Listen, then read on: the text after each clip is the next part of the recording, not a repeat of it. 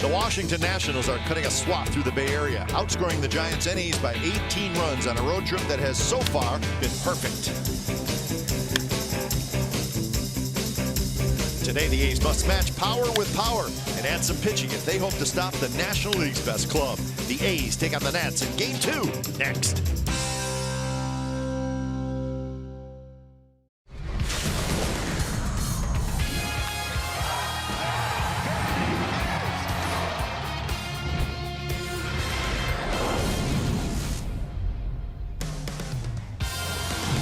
Saturday afternoon baseball from the Oakland Coliseum, and it is Chris Davis bobblehead day. Those lucky youngsters are set to go. They're going to go home happy, no matter what the final score is. So it's the Oakland A's and the Washington Nationals coming up on NBC Sports California, powered by Xfinity. Good afternoon, everybody. Welcome to Oakland A's baseball, along with Mark Mulder. I'm Glenn Kuiper. Last night we got our first look at the Washington Nationals, and Mark, we were impressed with their lineup. To say the least. Just a little bit, yeah.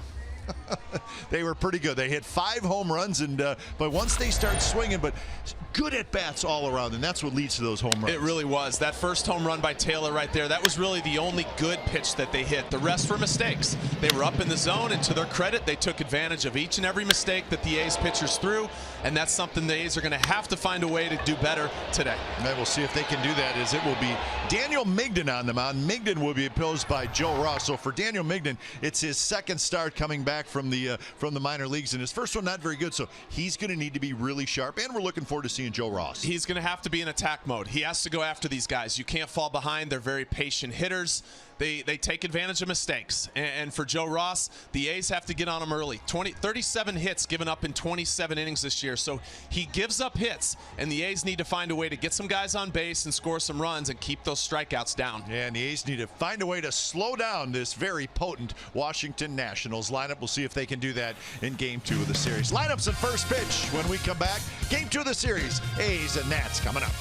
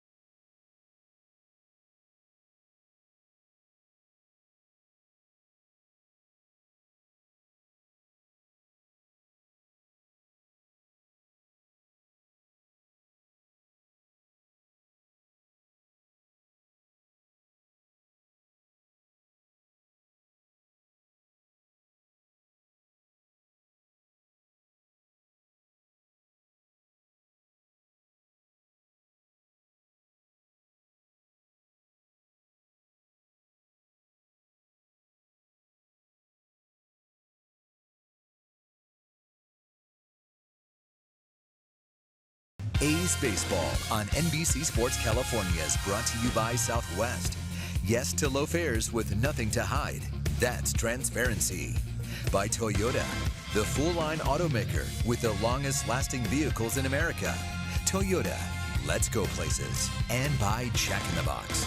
Come try the new sweet or spicy barbecue bacon cheeseburger and chicken sandwich. Limited time only.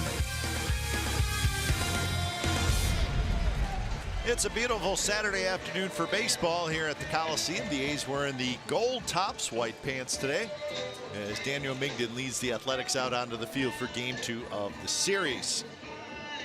Migden try to shut down these tough Washington Nationals. Game time weather for today, presented by the Santa Cruz Beach Boardwalk. Get to the beach. The admission-free boardwalk is open daily. 66 degrees, so a nice day. Cool and a little breeze, but all in all, plenty of sunshine and just a few clouds off in the distance, but a nice day for baseball here in the East Bay. So the Nationals with their red tops and gray pants today. Let's look at their lineup this afternoon. It's brought to you by Southwest Airlines. And here it is. It starts with Trey Turner. He's the shortstop. Jason Worth will DH today. The red-hot Daniel Murphy hits third and plays second base. Then Zimmerman at first. Lind will be in left field today. Taylor in center. Drew is the third baseman, the veteran Stephen Drew. Jose Lobaton, your catcher, and Brian Goodwin is the right fielder. And Daniel Migden making his second start of the season.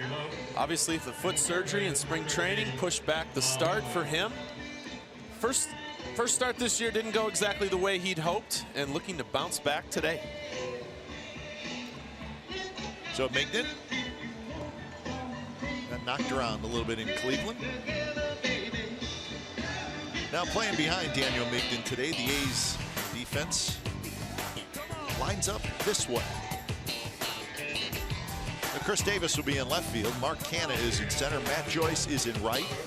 Ryan Healy gets the start at third base today. Chad Pinder's at short. Jed Lowry at second. And Yonder Alonso at first, with Josh Fegley doing the catching. So Trey Turner steps in the box. Migden is set to go. Last night, all Nationals as they beat the A's by a final score of 13-3. Quinn Walcott will call balls and strikes today. Scott Berry's at first. Brian Norris at second. And that is Paul Emmel, the crew chief, down at third. So we're set as Migden kicks and deals the first pitch of the game, and it's a fastball on the inside corner for a strike. And Migden will feature fastball, cutter, curveball, and a changeup. You'll see more changeups to lefties. Turner at 263 with 5 home runs, 24 RBIs, and a quick 0-2. Migden with the right foot surgery on February 8th, set him back a little bit when spring training came around. He's healthy now. So Mark, you saw the lineup last night for the Nationals. It's a veteran lineup. They take pitches. They're not afraid to be behind in the count, but they are in attack mode. How would you go after these guys? Well, you got to throw strike one, and you got to be able to do it with multiple pitches. You have to find a way to keep them off balance, and I think more importantly today, Migden, he's got to be able to pitch inside. He has to get them off the plate. We saw last night, in last night's game, a lot of these National hitters just kind of out over the plate, a lot of balls back up the middle, a lot of balls to the opposite field, and then obviously the home runs on the mistake pitches. 1-2 pitch, grounded to short. Pinder has it. Pinder throws just in time to get the speedy Turner, and that's out number 1 here in the first inning. And it's a little bit of a different Nationals lineup. No Rendon, obviously Harper out on the suspension. Wieters has the day off. When you're playing like the Nationals are, you can give guys days off. The Nationals have won 4 in a row. They've won 9 out of 11, and they're 34-19, which is the best record in the National League. They have an 11-game lead over the Mets in the National League East. 11-game lead on the 3rd of June. That's a nice feeling. 11.5 over the Braves, 12 over the Marlins, 16.5 over the Phillies. Nationals are 18-10 on the road, so a very good road team. No surprise there. Dusty's got it all clicking this year.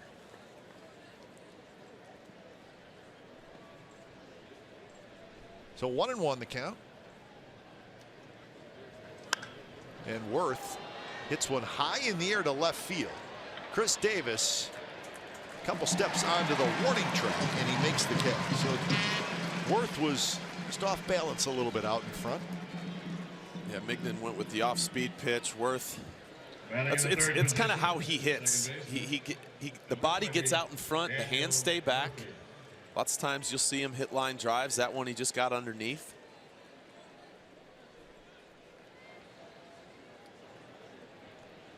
So 2 away, and here's Daniel Murphy.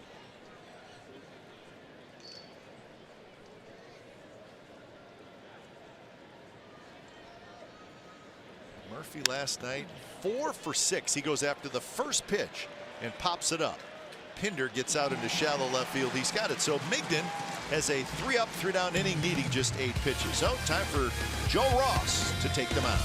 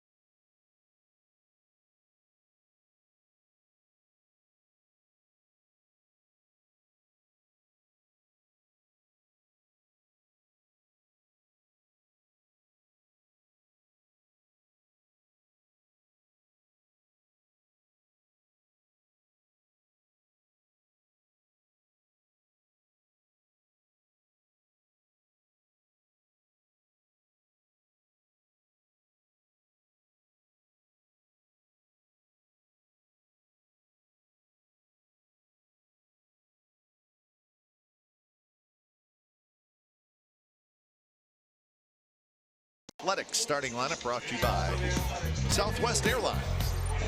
Joyce, Pinder, Lowry, Davis, Alonso, Healy, Vogt, Canna, and Fegley. Keep an eye on Yonder Alonso. He's been hot the whole year. And local product, Joe Ross, making his 6th start of the season for the Nationals. You see the 6.18 ERA. He's given up quite a few hits. Really just had 1, maybe 2 decent starts for the Nationals this year. Looking for a better one today. So behind Joe Ross, Adam Lynn gets the start in left field today. And it's Taylor in center, and it's Goodway, right? Drew, Turner, Murphy, Zimmerman around the infield, third to first. Jose Lobaton is the catcher. So Matt Joyce steps in against the 24-year-old right-hander Joe Ross.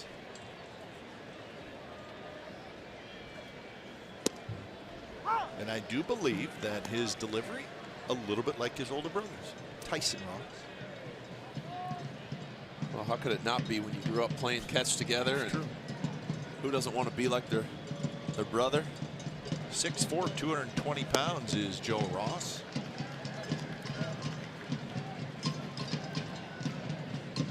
So what we're going to watch for today from Joe Ross, Mark, is what happens in the 3rd, 4th, 5th innings.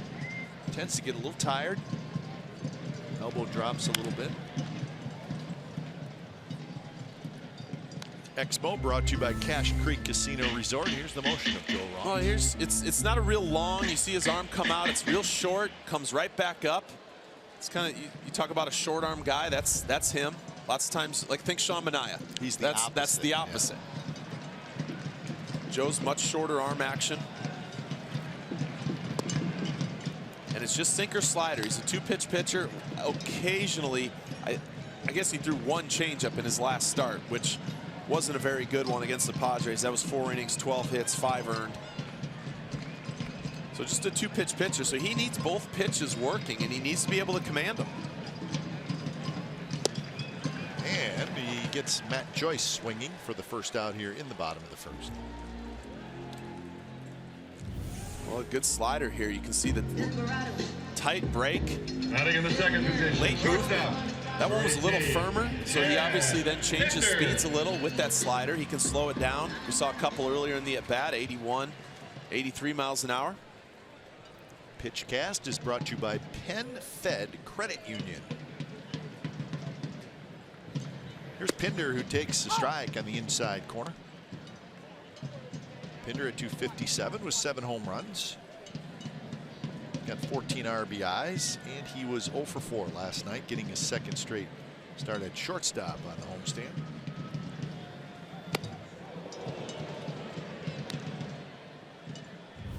This is the strikeout to Matt Joyce. Well, and you can see the movement. You're going to see pitches going away from you and pitches coming into you.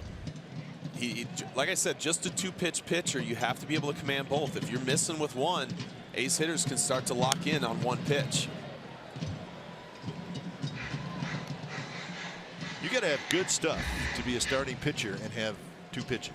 You really do. You don't see it very often. Lots of times there's a reason starters have 3, 4 different pitches. The best have. I mean, we saw it with Strasburg last night. He didn't have his best stuff, but he still threw all 4 pitches at certain times.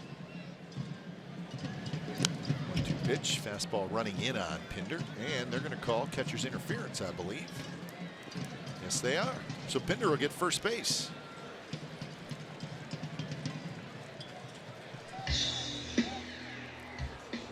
So it'll go as an error on the catcher.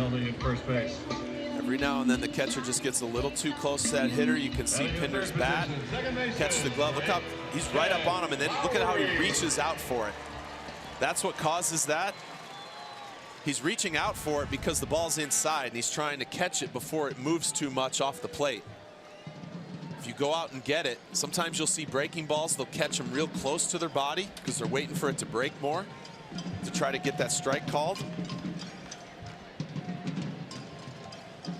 So the A's get a base runner again. It goes as an E2. Right there, watch his hand reach out. That's what causes that. He just reached too far for it.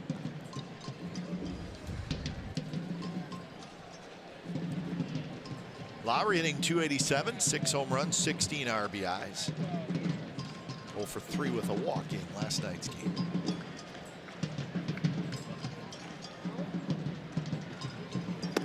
Fastball away at 93 miles an hour from Joe Ross. You can see Ross doesn't really have a high leg kick, more of a slide step type motion.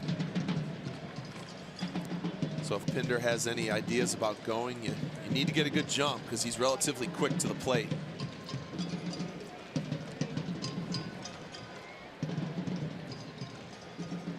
Outfield defense shifted a little bit toward left center. Big gap in right field. Right center, and that one's outside.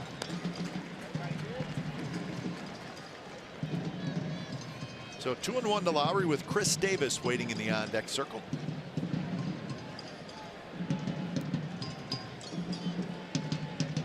A's last night had 3 runs on 7 hits, and all of their runs came by the long ball. We've said that a few times this year. They hit a couple of home runs.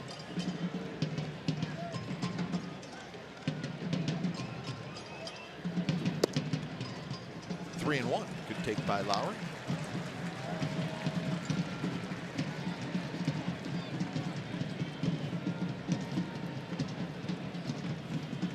Pinder with decent speed at first.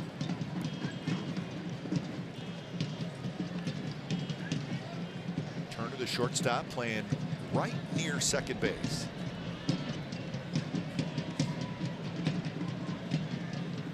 Swing and a miss. There's that movement running away from the left-handed hitters. It almost seems like Lowry was, you could see him trying, everything kind of opened up, trying to pull that ball, and there, like you said, there's the sink moving away from him. He's really fortunate he didn't put that ball in play. It's not something it would have gone off the end of the bat.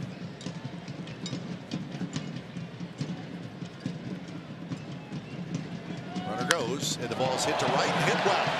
Goodwin's back, and that baby's gone.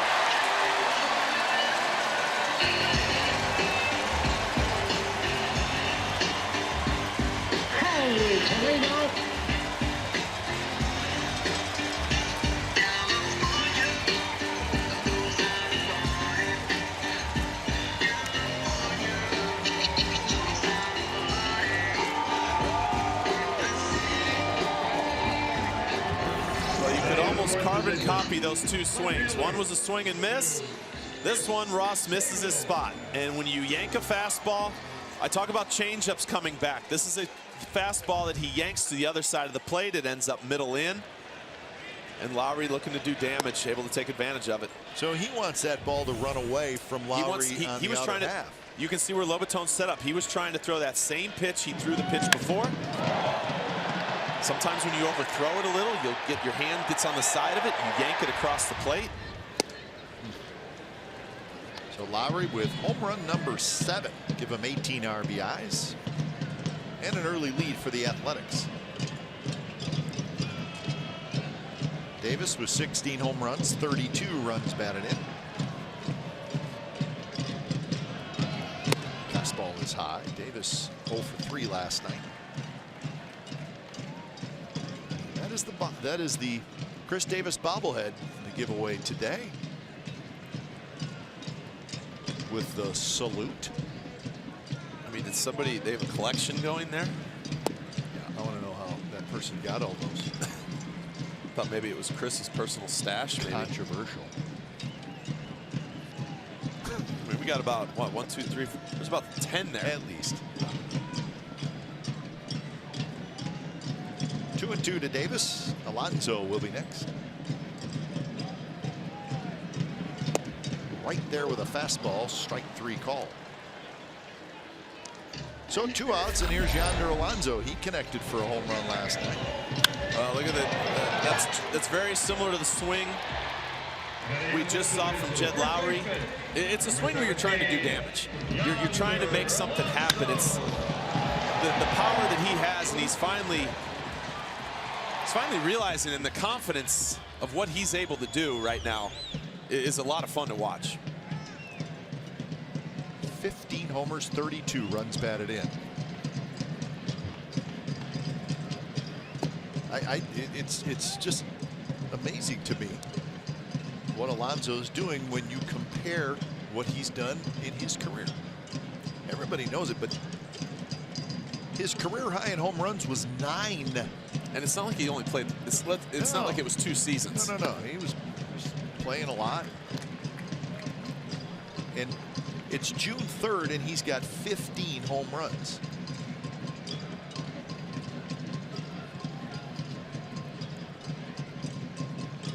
Solid batting average at .291. Also had a double last night.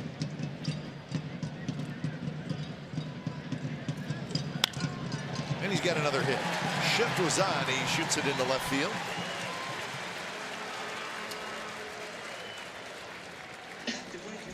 So even a swing like that, he's not just flicking the ball to left field. Look at this is a solid swing. He's swinging hard. That ball, going with it. Yeah, that ball gets deep on him right there. He allowed that ball to travel. And you know what? If they're going to pitch you away and play you to pull, and they're going to go with it. And that's exactly what he did right there. That's what a lot of these A's hitters need to do. That's a solid approach right there. He was looking the other way. He got a pitch. You saw that pitch was probably just off the plate a little.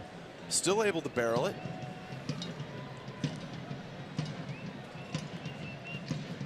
So here's Healy.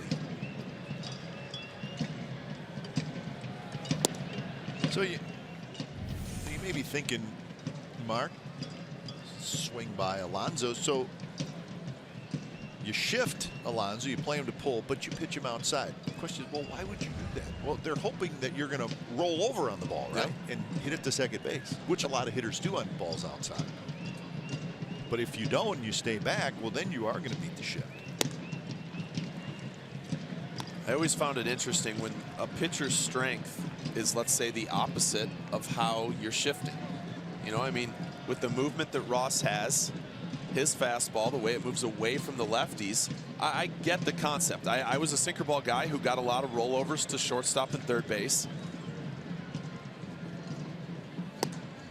But then you'd also have those hitters that took you the other way. And if I didn't play in this shift, I didn't have to deal with all the shifting type stuff like this. But I know for a fact I would have been really frustrated when you get that routine ground ball and there's no one standing there. See, I'm thinking, knowing you now, that you would not have been a big fan of the shift. I wouldn't, no. Because you sometimes pitch to a situation. That one is belted right center. Taylor's back. Taylor's looking up, and that baby's gone. 4-0, the A's lead here in the first.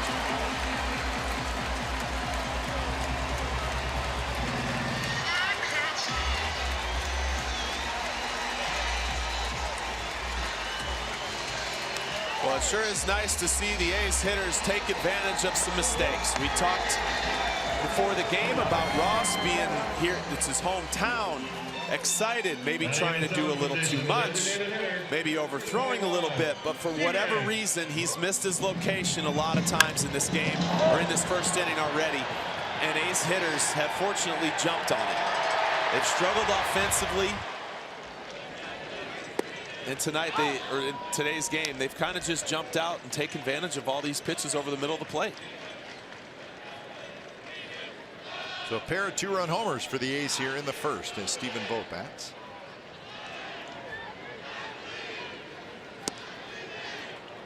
So how about this for Ross? He's now at 28 innings pitched on the season, and he's allowed 9 home runs. That's a lot. That's a whole lot. That's a lot of pitches up and over the plate. 0-2 to Vogt.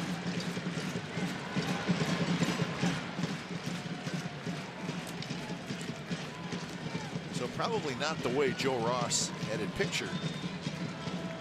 Pitching as a big leaguer in his hometown for the first time.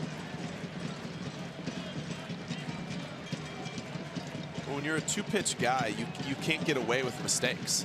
That's the reality. You have to be on top of your game. You have to locate. You have to keep the ball down in order to be successful. Unless you have just overpowering stuff, which Ross doesn't have.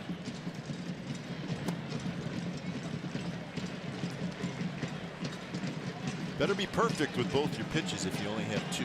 Well, and right there, that was a changeup that he tried. It was either changeup or he tried taking something off of a fastball, but he yanked it. So that's my guess why it's a changeup. 2-2 pitch, swing and a miss on a pitch down and in, but damage done by the Athletics. A couple of 2-run homers. The first one by Lowry, the second one by Healy. So after 1 inning at the Coliseum, the A's lead 4-0.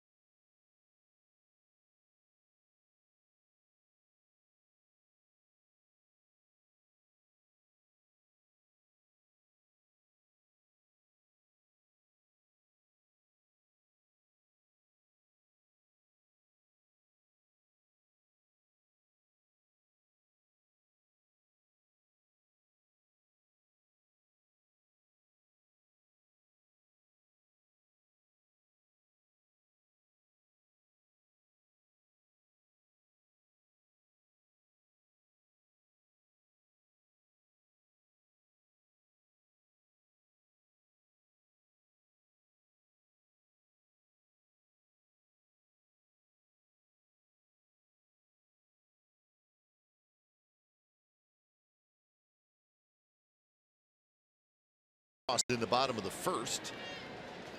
Lowry and Healy with home runs. So top of the second, Zimmerman, Lind, and Michael Taylor against Migden. First pitch is a strike on the outside corner. Would it be an understatement to say this could be one of the more important shutdown I was just thinking innings the A's have had. I was thinking the exact same thing.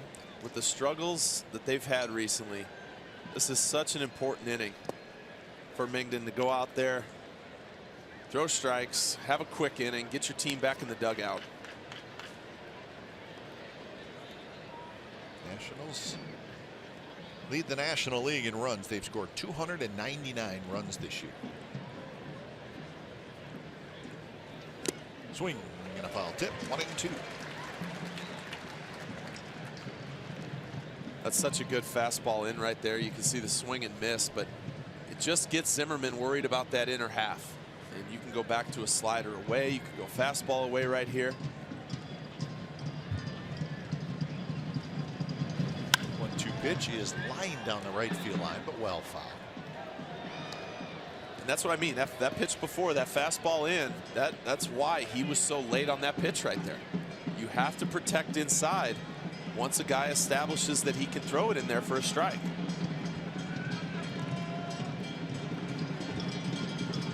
It rocks and fires. Blocked nicely by Fegley. Everybody's good, right? Check out the Fegley form. You're just doing everything you can to smother that, keep it in front of you.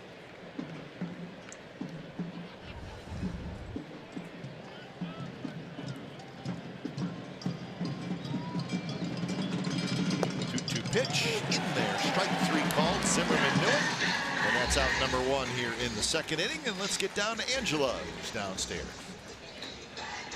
Guys, I'm up here at the Stomper Fun Zone checking out the brand new, just unveiled Stompers Den Play Space with Twirl founder from Alameda, Sabrina Cazares. Sabrina, what inspired this space?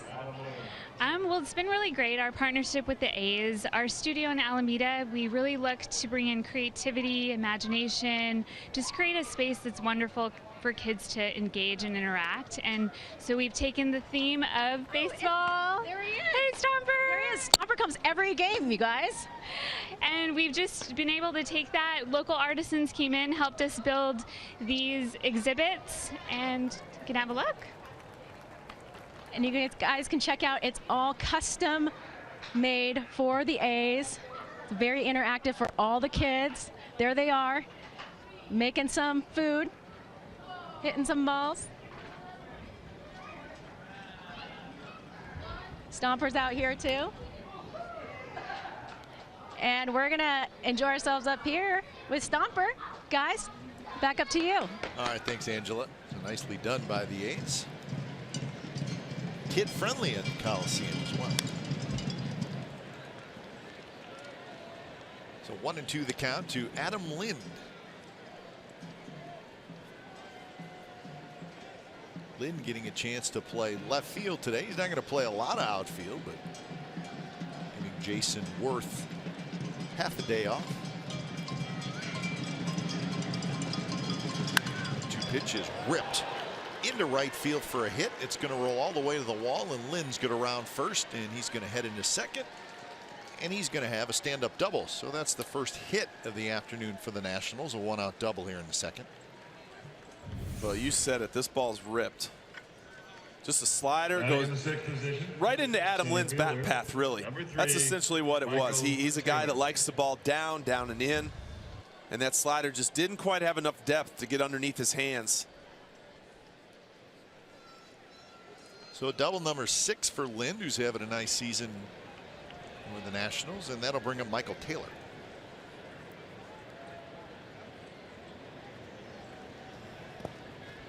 And that one off of Fegley, can't find it, and that's going to allow Lind to go to third. Well, slider in the breaking ball, curveball in the dirt, actually. You can see it goes off the heel of his glove. He doesn't shift his weight. He's not able to get in front of it. And when he tries to pick it off the heel and bounces away, and Lind, when you're at second base, you can see that. You anticipate that bounce. He got a good secondary lead and able to walk into third. Middle infield back. Healy, the third baseman, is in even with the bag. Alonso's back. Taylor lays off the curveball. 2-0. You can see right there just that couple little hops off the bag as the pitch is heading towards the plate. You read it into the dirt and take off. Don't have to be fast to be a good base runner. No.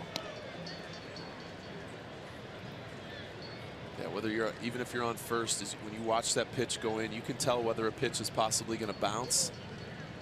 The good base runners are the ones where the catchers pick it and try picking them off at first because they get off so far. They read it so well, they're still able to get back. 3-0 pitches outside, so Taylor walks. The Oakland A's turn back the clock to the early 2000s on Saturday, July 1st. The team will wear black jerseys. From the era, 15,000 fans will receive a dual bobblehead of Miguel Tejada and Barry Zito, presented by New Era Caps. For tickets to this game against the Braves, visit athletics.com/promotions. So here's Stephen Drew. Stephen Drew was an A for a while. 39 games back in 2012. Been around a long time. His 11th year in the big leagues. He was with the Nationals last year. Played in 70 games, was then a free agent, and he signed back with the Nationals. Today he's playing third base.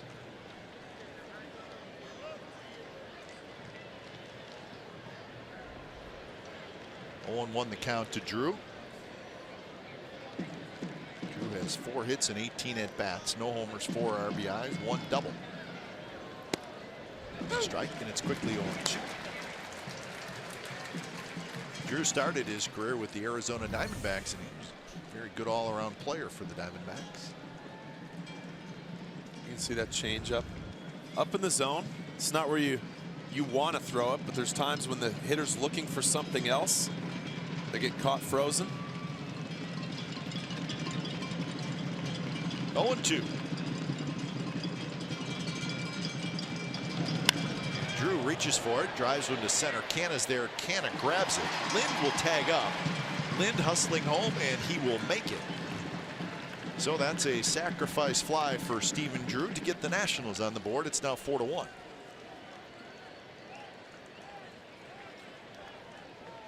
I've never been much of a fan of a changeup with a guy on third and a hitter trying to get that runner in. Why? It's too easy of a pitch to put into play like that. You can see Stephen Drew. He's just trying to get something to the outfield. He's trying to get that runner in, hit something hard. When you throw a changeup, that hitter's already trying to stay back on something, and the changeup, I think, allows that. It allows your job to be that much easier. Something firm, whether it's a slider down and in, a fastball away, it's so much harder to get that elevated, especially with 2 strikes. But a changeup, you just stay back, everything's nice and quiet, you throw your hands at the ball. And yeah, he didn't hit it, he barreled it, but he didn't hit it all that hard, but he did his job. Jose Lobaton steps up. But remember we talked about the changeup last night, how I think most changeups, the pitcher would prefer that you put it in play. Right? Yes, and that's why what you're saying is correct. Early in the count, but not right there. No, a couple guys have maybe that strikeout changeup, but Strasburg has a strikeout changeup. Yep. Migden does not. He does if it's used in the right spot and it's down. That one was down a little bit more, but still that wouldn't have been a good changeup 0-2. There's the changeup grip, you can see it. You know, throwing it 1-0 like he just did, that's a perfect changeup. But 0-2, or especially with a guy on second, you're trying to get something elevated to drive in that run. I don't believe a changeup is the best pitch right there.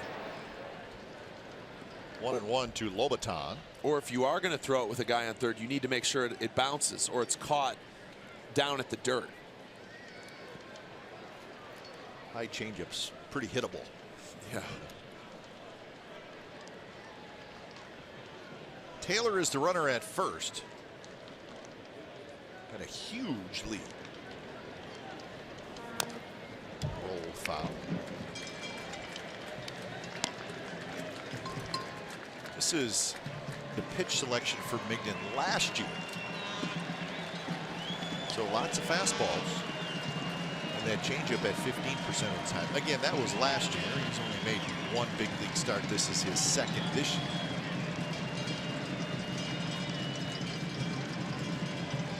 One and two the count.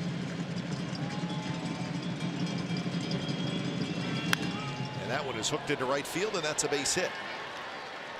And hustling to third is Michael Taylor, and he'll make it standing up. So the Nationals have first and third with 2 outs with a run in. Well, just like last night, the bottom of this order doing some damage. Lobaton here gets a little slider. Able to drive it to right field. This Nationals lineup does not let up. I know this is not even close to what their A lineup is. This is not their preferred lineup. There's a few guys with a day off, but 1 through 9, they will put an at bat on you. So Adam Eaton out for the year. Bryce Harper serving his suspension. Anthony Rendon getting a day off. Matt Wieters getting a day off. Here's Goodwin.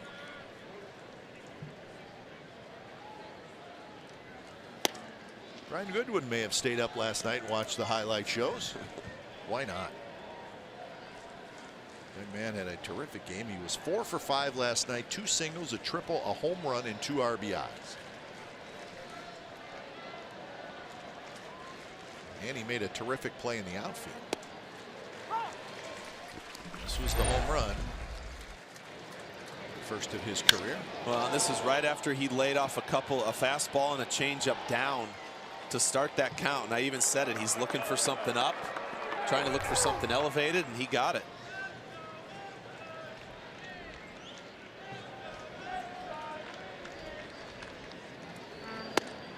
That was elevated, and he laid off.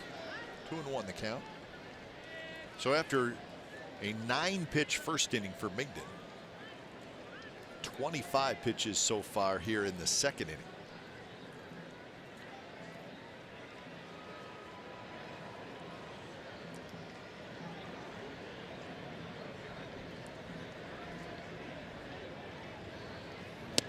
Fastball in. Now it's 3-1. Trey Turner would be next. Well, and the tough thing about this for the A's is we talked about how needed a shutdown inning was, and now it's 4-1, and now they're sitting in a great count to possibly add on more.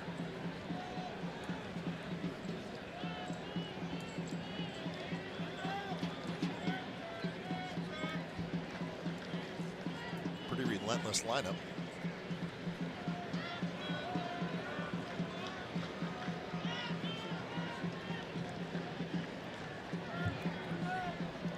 They're relentless too. Not obviously they're going to put up the numbers, so it's easy to say, hey, last night 13 runs, 20 hits, but it's sort of how they go about it. Yeah. Because they're not afraid to take some pitches. They foul a lot of pitches off, and they wear you down. This one foul, left side.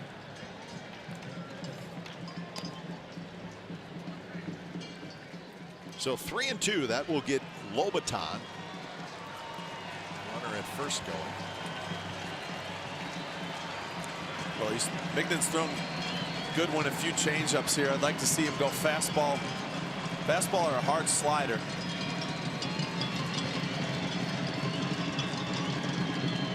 Lobaton runs, and the pitch is line foul. Pitch down and in. Goodwin had a good rip at it.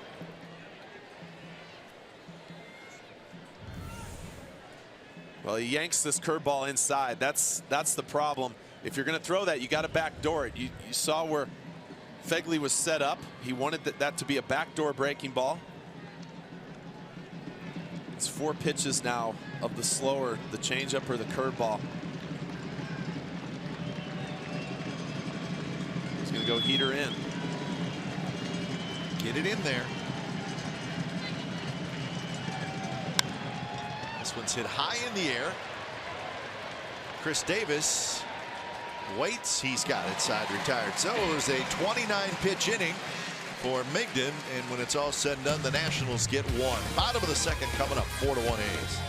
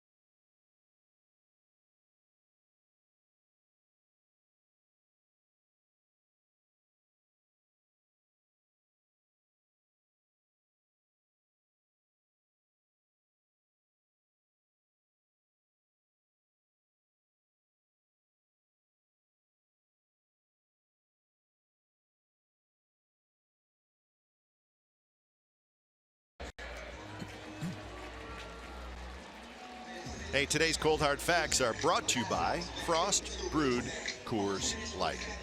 Of course, Joe Ross, we know his brother, Tyson Ross. Tyson was a terrific Bay Area baseball player as well, just like his brother. They both attended Bishop O'Dowd. Padres took him 25th overall in the 2011 draft. So Joe Ross, a first-round draft pick. But then traded in that big 3-team trade between the Rays, the Nationals, and the Padres. Trey Turner was in that trade, so we know the Nationals got Ross and Turner.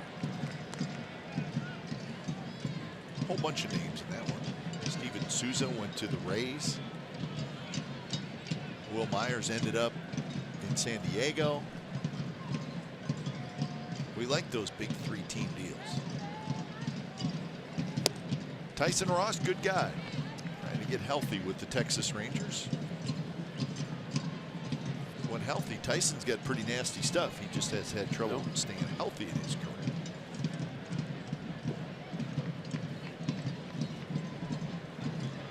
Canna, Fegley, and Joyce here for the A's in the bottom of the second, 4-1.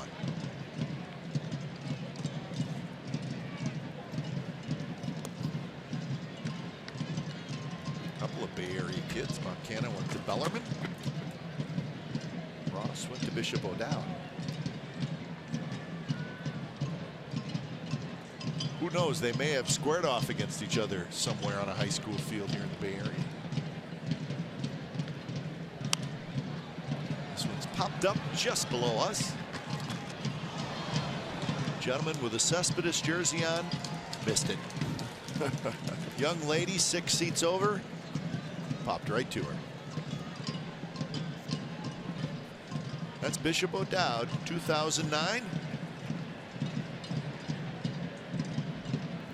Ross on that roster.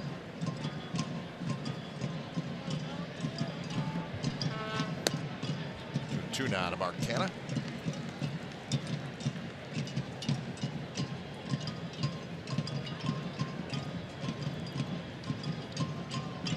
Lots of pitches, 38 already for Ross.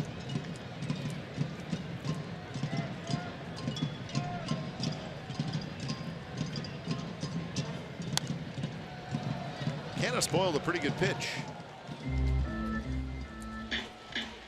Yeah, that's a good slider off the plate. And this is what we haven't seen a whole lot of from the A's. The battling with 2 strikes. You've heard all about all the strikeouts on that road trip, and the A's internally have had a lot of talks of the approach of the hitters and what to do better, how to do it better.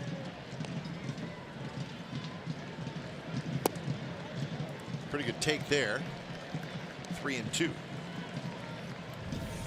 Well, and here's a little bit of a different breaking ball. We've seen a couple anywhere from 81, more of a slurve type breaking ball, to almost 87, more like a cutter from Ross that we've seen so far.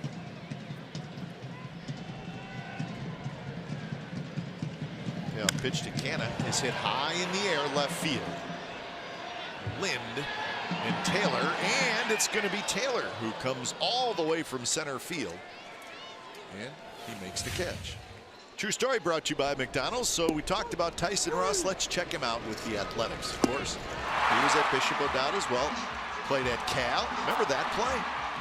It's one of the great pitcher plays we've seen in a long, long time. 2010 to 2012 with the Athletics. He got traded to the Padres. 2014 with the Padres, Tyson Ross was an all-star in the National League. Trying to get healthy.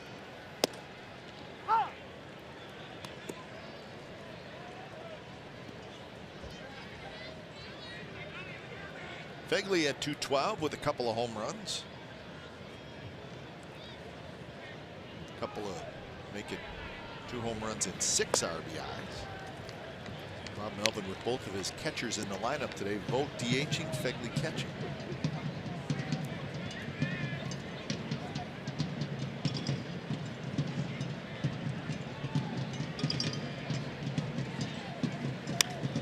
Reached for and poked into right field, and that'll hit Fegley aboard.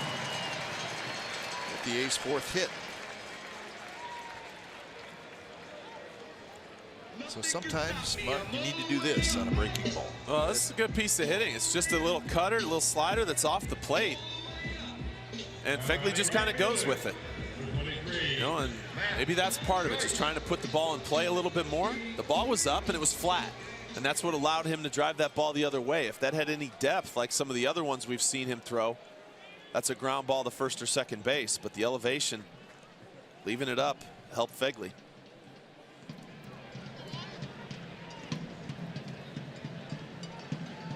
So here's Matt Joyce. Zimmerman playing a step or two behind Phegley, not holding him on. It's like the old Matt Joyce home run. Here it is. And what a good swing it was. You can see he knew he got that one just below the sweets there.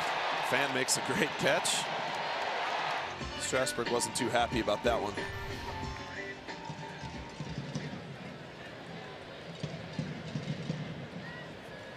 One pitch is a fastball inside.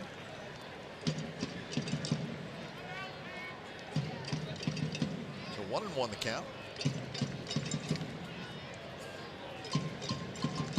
Joyce today in his first at bat struck out swinging.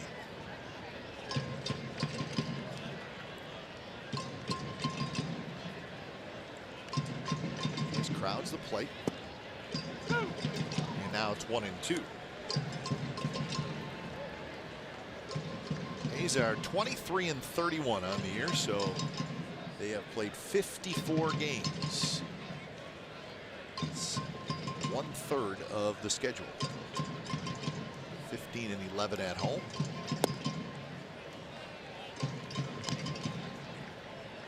Got the Blue Jays coming in next week, so this is a tough homestand with the Nationals, great record, and the Blue Jays, who are playing extremely well.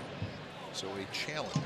The Blue Jays have won 9 out of 11 coming into their game today. Well, they did lose today. 3-2 the count.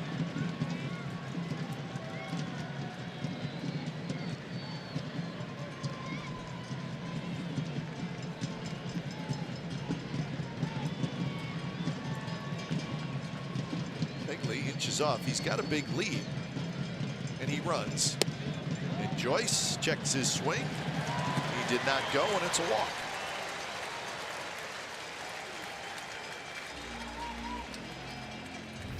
Good at bat from Matt Joyce right there. He laid off some tough pitches. Couple sinkers in. That one a slider, down and in. I'm actually surprised they didn't. Did they check that? They did not. Not that he necessarily went, but it was close. Yeah, it was close. Close enough to. I've seen worse get. Oh, no question. Get called. Sometimes you'll see the home plate umpire just say, you know what, I got it. He did not swing.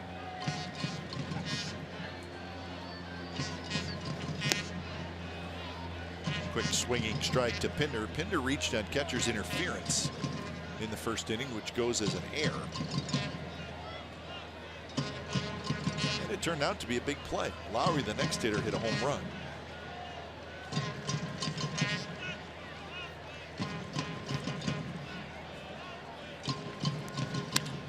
Pinder drives one left. Lind is there, and Lind grabs it. Did not have the right sound to it. Got in on Pinder a little bit. So here's Lowry, who hit that home run in the first inning. Now batting second baseman, number 8. Has 7 home runs on the year. Lowry. Continuing his solid season.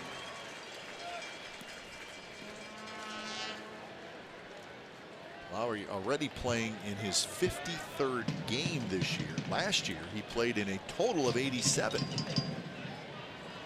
He was on the disabled list twice. So healthy this year and playing extremely well. Oh, that first pitch right there, that's just one of those rolling breaking balls that we've seen from Ross a few A few times in this game, A's have taken advantage of a couple of them. He's thrown some sharp ones and he's thrown some rollers, and those rollers are the ones those A's hitters want.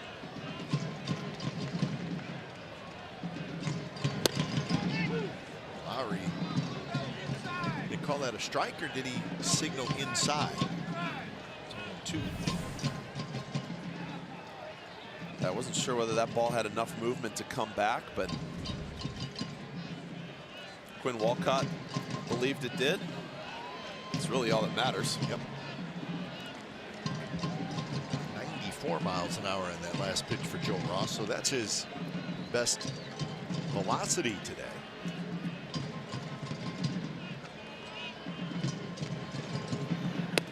Went in there again. So 1-2.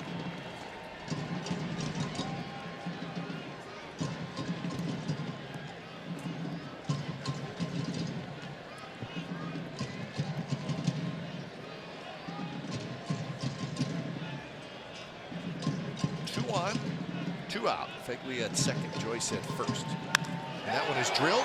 Right field corner, and that's going to get down fair.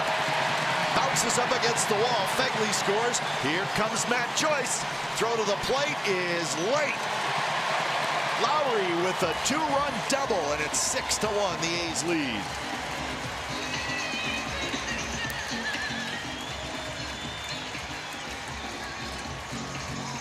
Well, as I'm watching this at bat, he went in all 3 of the first pitches, and then I see a slider inside, and you're thinking, what are you doing right there? And Lowry was all over that. That's just a rolling slider. He needed to go away if he wanted to get Lowry on anything, especially after the first at bat where he hit the homer on the fastball in. Jed is looking to pull something. You could see that. They were trying to go inside, but you got to get it inside if you're going to go in there. You can't leave that breaking ball on the inner half. So 4 RBIs already for Jed Lowry. So he is off to a huge start in this game. It's only the second inning. So Mike Maddox chats with his starter Joe Ross, who right now is getting knocked around. He's given up 6 runs and 5 hits in an inning and 2/3. The bullpen is quiet for the Nationals.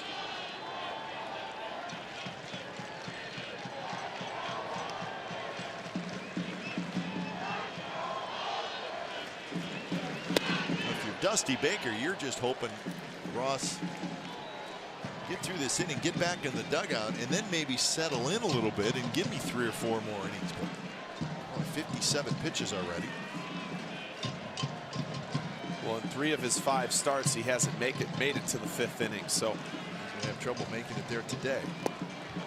0-2. His last start, 4 innings. Start before that was his best start of the year. He went 8 innings at home against the Seattle Mariners.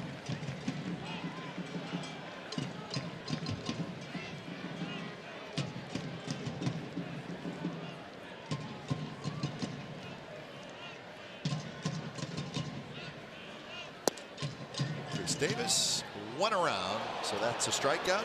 Side retired. 2 more runs for the A's thanks to Jed Lowry with a 2-run double, and it came with 2 outs, so a big hit for the A's. 3rd inning coming up. A's leading 6-1 over the Nationals.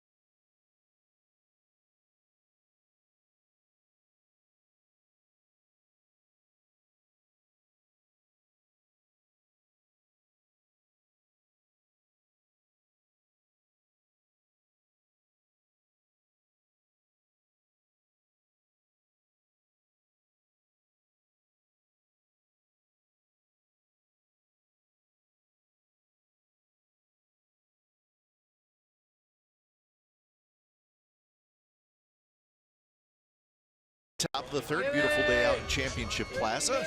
Fans seem to really enjoy it out there. A lot of chitter chatter about the food trucks. Looks like it was a good idea. Looks like a big hit. I need to go check out the food trucks one of these days. Maybe tomorrow. I'm up for that. I buy, you fly. Perfect. Did you do the I buy, you fly? No? I was always lazy and I just said, I'll just buy you. The food trucks. Top of the order for the Nationals, so Migden got 2 more runs to work with. It's 6-1 here in the third. Turner, Worth, and Murphy. Broken bat. Foul ball, and the bat ends up right near Healy at third. Those are dangerous. It's also the fun part about pitching inside. When you snap one like that, sure, you don't want it coming back at you. You don't want anybody to get hurt, but there's just something about being the pitcher and ruining a guy's bats. That's a major ruin the bat. Yeah, right there. I'm not sure what makes that so fun, but there's something to it. The sound of the ball is just not going to go anywhere when you break a bat like that. 2-2. Bounce to Pinder, and it pops off Pinder's glove, and Turner's aboard. So a play that probably should have been made by Pinder. Well, and Pinder kind of fields this off to the side. I know he's going to get it, but that short hop, he goes down to get it on the short hop and just misses it. Comes off, hits right off the thumb part of his glove, and not able to make that play. And this is not the way the A's want to start this inning after adding 2 more the last inning. So here's Jason Worth, the DH, who hit a fly ball to left field his last at bat. Fastball is high. You just cannot give these guys extra outs. You can't. As a starting pitcher, Migden, you gotta pick up your teammate now. Errors are going to happen, mistakes are going to be made, but you gotta find a way to make a pitch now. Maybe get that double play.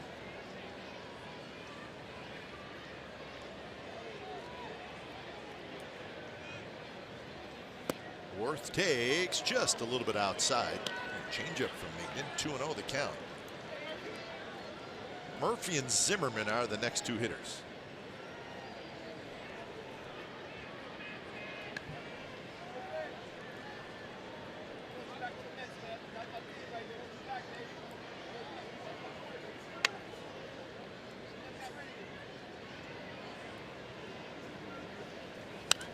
Worth fouls it just above us. Oh, this was last night. That's kind of the swings you'll see on off-speed pitches from Jason Worth. His body will get out in front, hands stay back, but that one up enough, still able to drive it over the out-of-town scoreboard.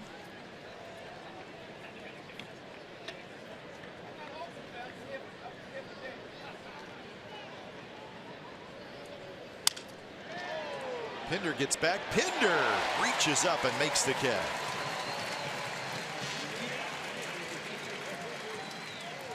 Pinder timed his jump and he made the grab.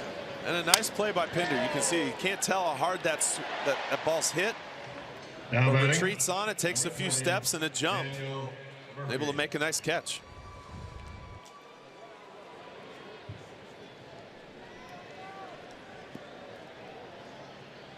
So with 1 out, here's Murphy.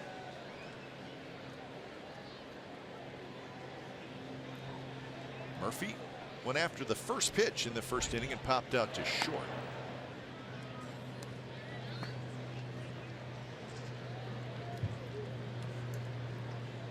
Nationals sitting on a 5-game road winning streak where they have just slugged the baseball. No surprise there. Won 3 games from the Giants on Monday, Tuesday, and Wednesday. And last night. And won the final game of their last road trip.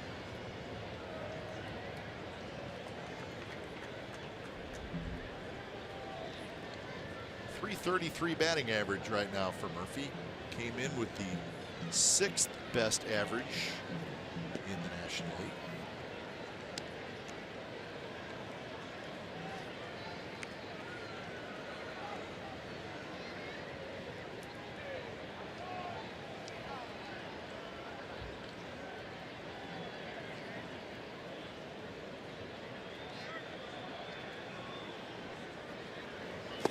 Down and in, Fegley blocks it.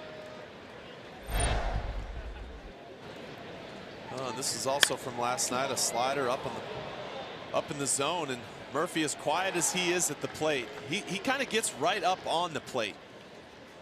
He takes that approach that you're not going to be able to throw that many good pitches on the inner half that he can't get to, and we saw his first at bat. He took a fastball middle in. Down the left field line, but foul. When you watch his swing, it's a short, pretty quick swing. Doesn't take a big stride. And sits right on top of home plate. So he almost dares you to try to throw it in. Well, yeah, he's betting on the fact that you're not going to command it enough inside that if you do try to come in, the ball's going to come back over the plate. So he gets on that plate. That way he can cover the outer half and still get to those pitches that you make mistakes on.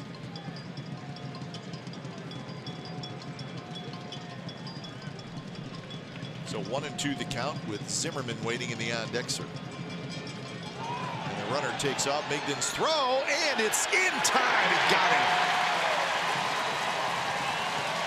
So Turner, well, he thought he had the greatest jump in the history of baseball, but Migden finally turned around, came off the rubber, and then threw to Pinder just in the nick of time. Well, lots of times when this happens, you'll see a guy balk. But for Migden, you got to step off first. You turn, you throw. Guys try to get a good jump. They're trying to time you. You've maybe done something, tipped something off where they think you're just going to get the sign and go. And I mean, that took a perfect throw to get him right there. Yeah, he waited a long time, and what's happening is everybody's screaming the runner is going. Pinder fighting it. Now Davis comes in and it falls. So you could tell Pinder was really struggling, and Davis had it to come charge again right at the last moment, couldn't get it. Well, the mistake here is Davis quit running after it. He's got to keep going until he hears somebody call it off. Pinder's standing there, and Davis just kind of assumes that he's got it. But Pinder not able to locate it with the sun. The day game sun here is really tough. And the only issue I have is the sunglasses are on his hat. If it's sunny like that, you need to have them on then. You can't keep them on your hat. That's not gonna, they're not going to help you up there. Does no good.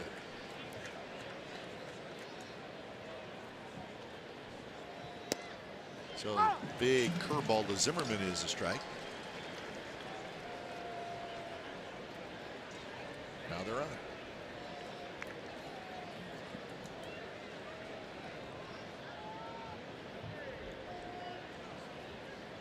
0-1 the count. Zimmerman struck out in the second inning. That's the only strikeout for Migden.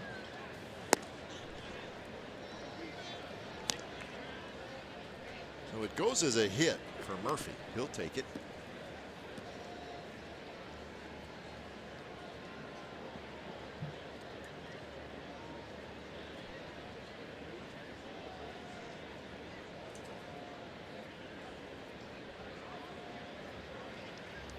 Zimmerman rips one to right field. That's a base hit. Joyce cuts it off, and Murphy stops at second.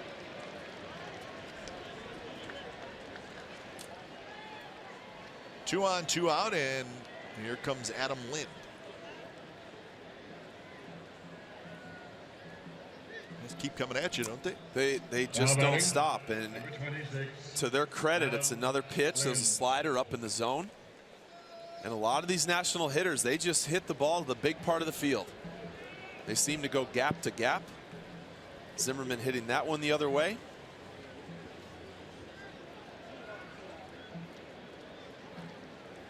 So Lynn steps up. He doubled and scored in the second inning.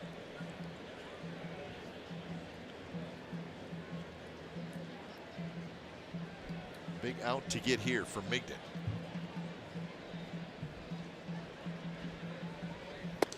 Migden had a 3-up, 3-down first inning. Rolled right through it through 9 pitches. He worked real hard in the second, and he's working hard here in the third. These kind of innings take a lot out of you. Well, and the 2 mistakes, the error by Pinder and the drop fly ball, I mean, it doesn't help. Nope. Really, it should be could have been a 3-up, 3-down inning. Well, and that's the thing. And now you end up now throwing X amount of pitches more, which then you're out of the game sooner. I mean, all of that stuff leads to, those are all these little things that have kind of been hurting the A's as this season has gone along.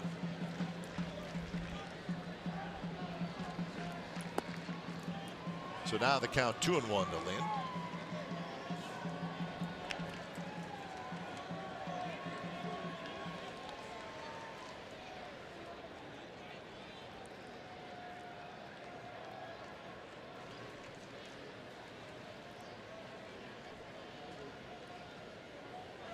Shift is on for Lind.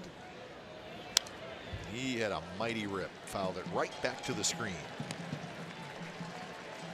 I think Adam Lind liked that pitch. Adam Lind had a idea of a 6-4 game with that swing.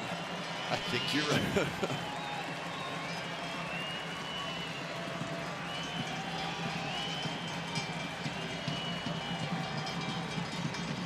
So 2-2 the count. Murphy at second, Zimmerman at first. Curveball bounced foul off the sidewall, rolling down toward the bullpen.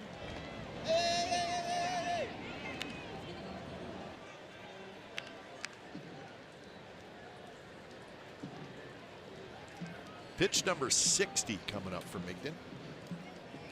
Lowry, the second baseman, is well out into short right field.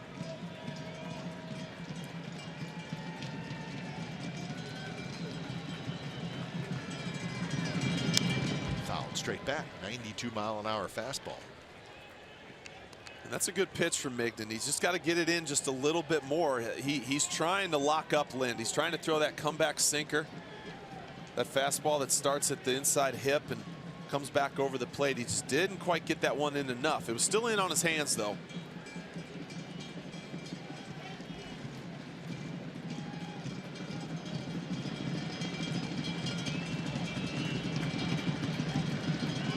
Curveball is belted to right field.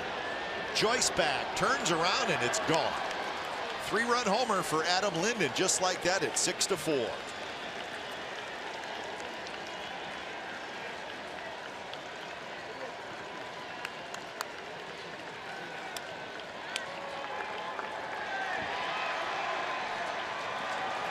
Looked like the location of that pitch was up.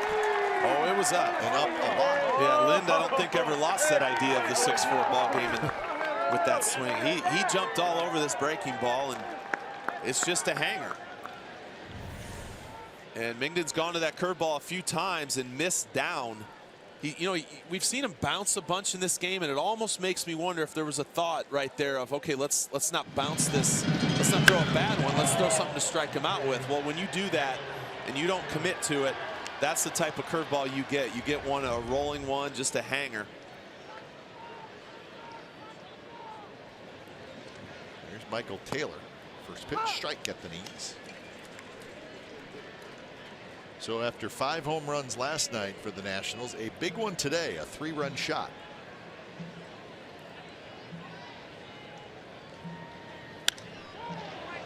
To left field, but off the end of the bat. Chris Davis grabs it inside, retired. So really should have been out of the inning, but could not finish off Adam Lind. So now 6-4 as we go to the bottom of the third.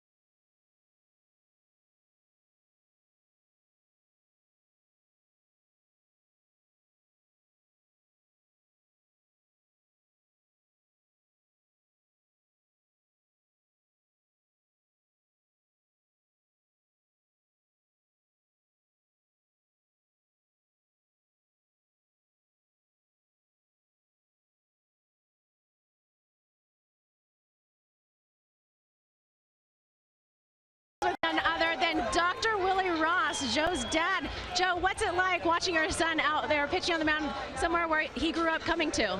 It's very exciting for us as a family to have him out here, have his friends here.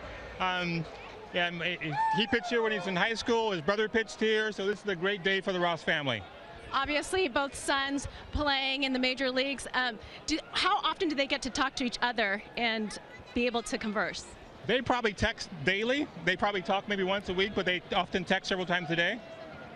Awesome. Well, thank you so much for chatting with us. Guys, back up to you in the booth.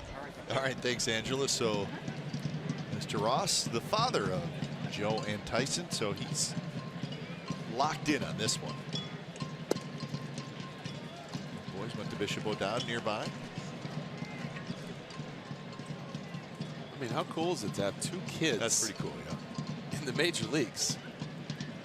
Sitting in the ballpark where you took them as a kid, as when they were kids, and you're watching one of them.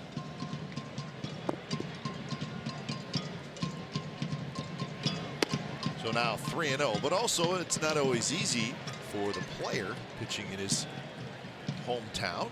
Let's leave lots of tickets. There's a lot going on. Some guys are fine with it. Other guys try a little bit too hard. No, for CC Sabathia, when he first came up, of course he's from Vallejo. I know he's had a lot of friends and family here, and he struggled here for a long time. He's better now, obviously, but his first 4 or 5 years he pitched here, and he just was not very good. His years with Cleveland, I mean, we crushed it. Yeah. It really was unbelievable, because as good as his stuff was, he came here and he couldn't get anybody out. Did it bother you when you pitched in Chicago and you knew that you're going to have a whole bunch of people there? Well, some of those years the White Sox weren't that good, I guess, so maybe that helped. But there is extra stuff going on when you're in your hometown. At that time, I would have 80 to 100 people. If I was starting, there'd be 80 to 100 friends and family that would come to the games. Would have been a little hard if the place was sold out to get that many tickets, but since it wasn't. You knew where they were sitting then, too. Oh, yeah.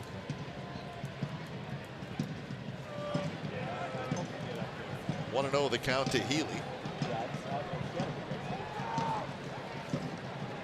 Healy with his 10th home run of the year back in the first inning. So he's got 10 home runs.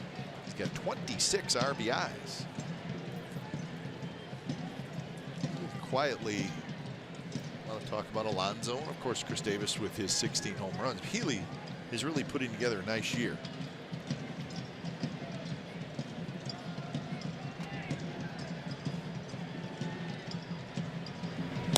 He's also got 12 doubles.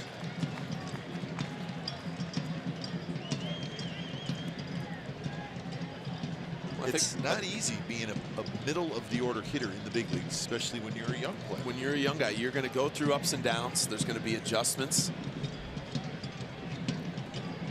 And that one is drilled toward the gap, and that'll get down for a hit. It's going to go all the way to the wall. Yonder Alonso hits the bag at third, and he's being held up by Chip Hale. A double for Healy, and the A's are at it again. Second and third, and a 1 out. Second and third, nobody out. And Alonso came around that bag on that double, and Chip Hale was basically standing in the foul line saying, "Nah, you're not going anywhere." And Healy gets that hanging slider, another one of those rollers. Drives it out to the left center field gap, and Alonso was off and running. He turned the bag hard. He knew there was a chance to score, and you can see Chip right there.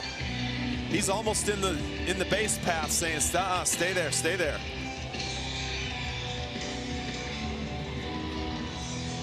So lots of movement now out in the Nationals bullpen.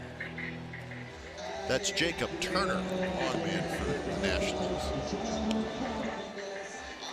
Well, the frustrating thing if you're Dusty Baker is you just got a huge 3-run homer. So now I mean, it's a 2-run game now, and for the Nationals, that's nothing. Which I think is why Dusty went out there instead of having Mike Maddox go out. Manager going out there sometime, you gotta sometimes let him hear the truth. You know, you need to make better pitches. Our guys are fighting back for you. We need you to pick it up here and find a way to get us out of here.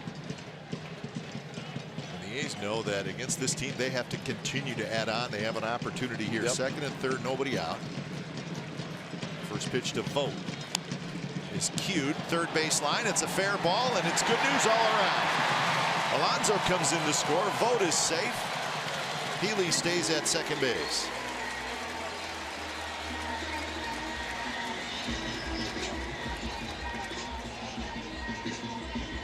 It's just a cue shot right off Stephen Vogt's bat. And the reason Stephen Drew can't, the spin on that, you can't imagine how much that ball is spinning. Lots of times you'll see that ball spin so much it comes back towards Stephen Drew. That one, he goes down to get it. There you can see the side spin on it. He goes to get it, not able to glove it. He almost seemed like he did kind of butcher that a little bit. It goes as an air. Yeah, his glove was closed when he tried to field that ball. So 7-4 A's. Here's Canna, still nobody out.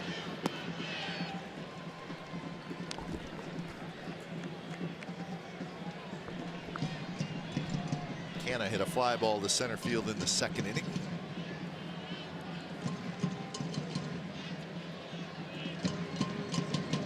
So lots of offense today from both teams. Canna takes a strike.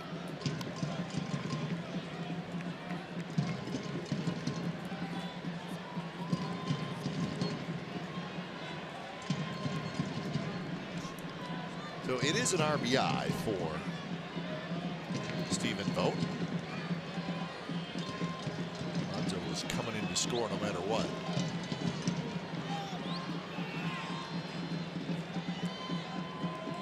There's a ball loose out in right field as Turner let one sail. I was wondering if somebody was going to call time because Ross was getting ready to throw, and you're seeing the bat boy. I'm watching the bat boy run across the foul line onto the warning track, and nobody said a word yet. You can get away with that in spring training, I guess. Yeah. But not in the regular season.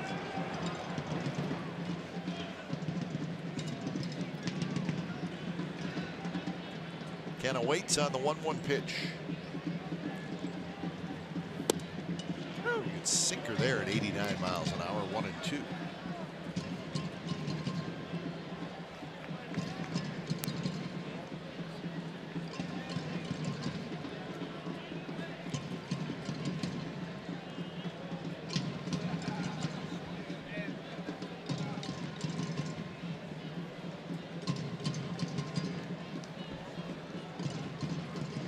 On deck is Fegley.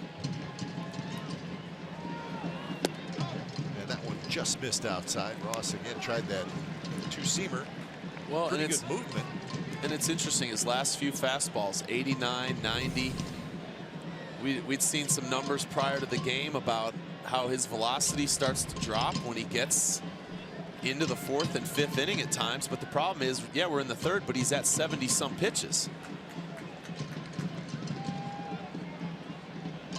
You're already seeing, we saw 94, 93 early in the game, and now the last few, 89, 90.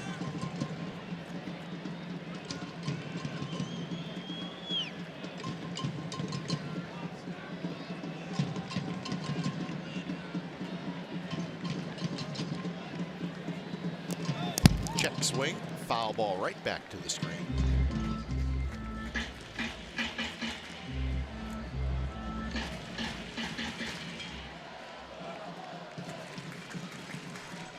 Joe Ross needs to get Mark Canna if he wants to stay in this game.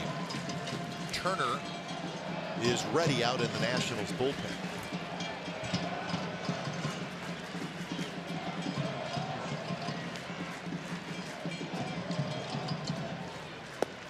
Strike 3 called with a slider.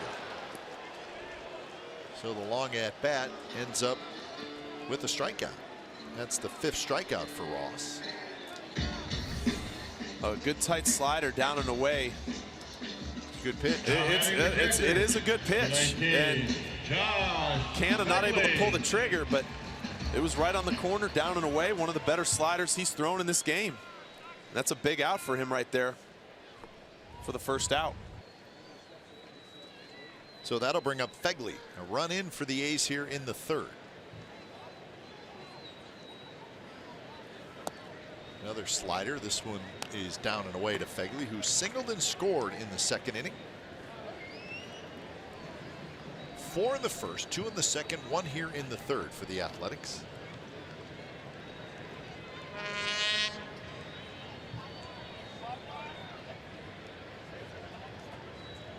Turner, the reliever, just standing out on the bullpen mound now as he has finished up his warm-up tosses, ready to go if called upon.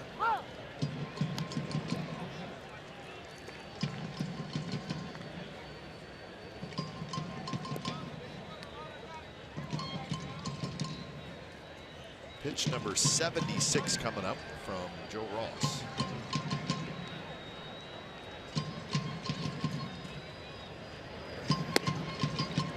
Just missed.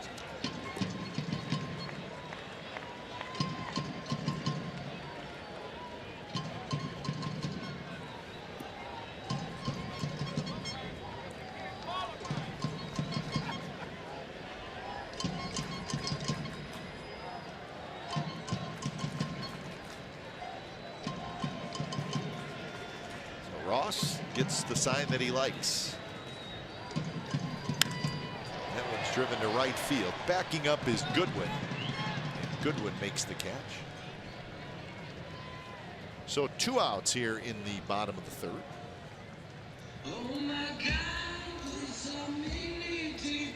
And I'll see if Matt Joyce can come up with a 2-out hit. Now batting right fielder, number 23, Matt Joyce. Joyce has struck out and walked and scored.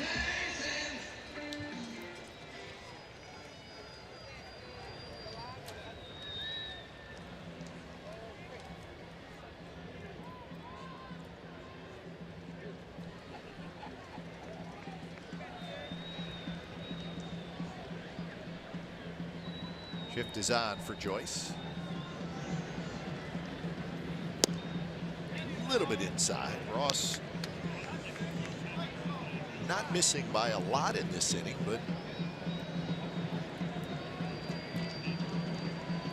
show the umpire that you got a pretty good idea where you're throwing it. Yeah, just trying to be a little too fine, but to his credit, he's made some decent pitches on the last couple guys. Bit high, and now it's 2-0. And this is a spot for Joyce. You got first and second. He's missed up a few times. You have to look for something up. You can't let him get you with something down right here. You got a 2-0 count.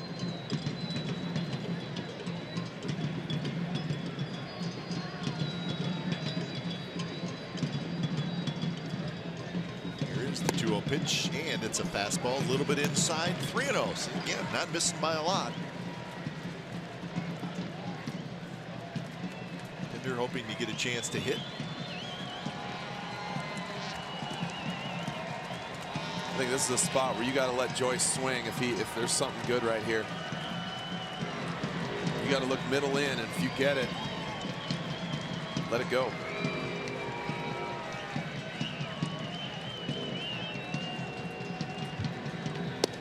Pitch, that one's a strike, and it looked like Joyce may have had the green light. Yeah, but that's a great take though. You don't want to swing at that. It's a fastball away, and it was probably on the block away. Take that one. Now 3-1, you take that same approach. You're still in the driver's seat. He still has to come to you. He's got to make that perfect pitch down and away if he goes back to that.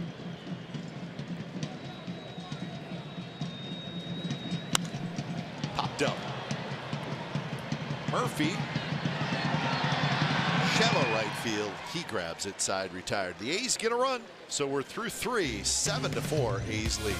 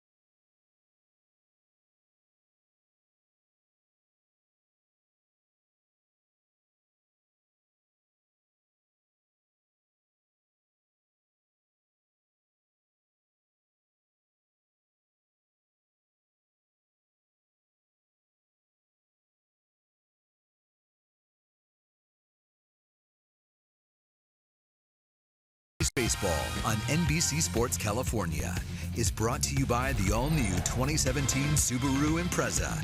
Comes in both 4-door and 5-door options. More than a car, it's a Subaru. A busy day at the ballpark. Busy day in the scoreboard. 7-4. The A's lead. Let's go. And it's just the top of the 4th inning.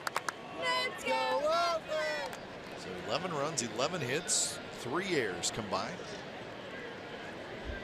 And here's Stephen Drew. Drew, Lobaton, and Goodwin, the bottom 3 for the Nationals. The only half inning where there has not been at least a run scored was the top of the 1st. Migden retired the Nationals in order in the top of that 1st inning.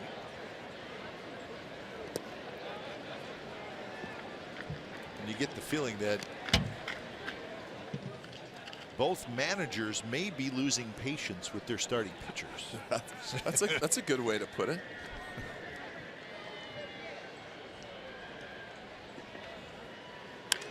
Drew slices one foul left side.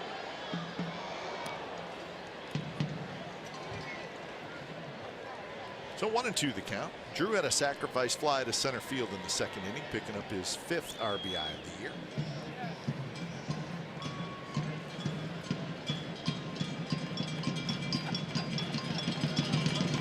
Curve down and in the dirt. Well, see, that's what I'm talking about, the curveball. Both curveballs he's thrown here to Drew, both bounced way short of the plate. Really, they don't have an effect on Drew because they're not close. You know, when they're bouncing that short of the plate, they don't do anything. And then last inning, when he left the breaking ball up to Lynn, he's kind of stuck in between with that pitch right now.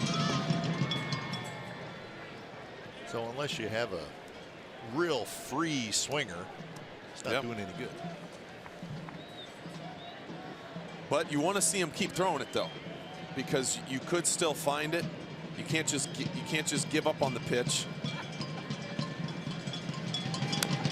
Pitch is rolled foul toward the dugout.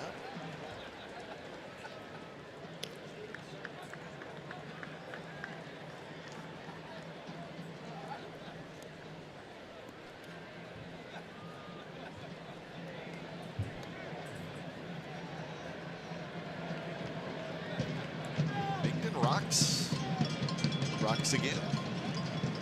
Drew steps out. Rocks again. Migden grabs it on the 1st, and that's the 1st out.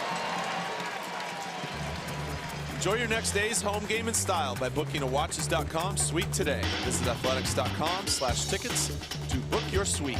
And for all A's fans, receive 20% off your first order at watches.com by using code ATHLETICS. So with a 1 out, here's Jose Lobaton. Get a base hit in the 2nd inning.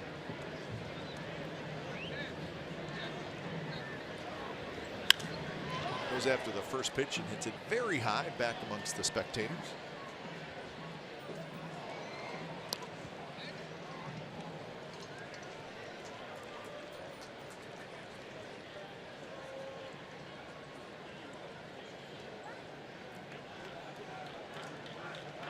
Lobaton in his 4th year with the Washington Nationals as the backup catcher.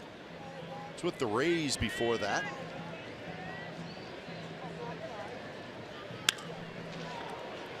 Chris Davis backs up, reaches up, makes the catch. So that's 2 outs. Migden is 1 out away from what would be a beautiful thing, a 3-up, 3-down inning. There's the hat. Never ever goes over. 2 options, the flat bill. Your kids go flat bill? They do. Yeah, I know. My son, who's 12, your guys are a little bit younger, but that's the thing. Yeah.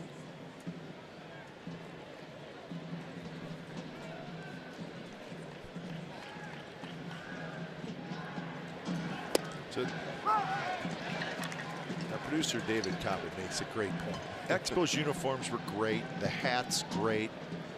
Mascot the worst.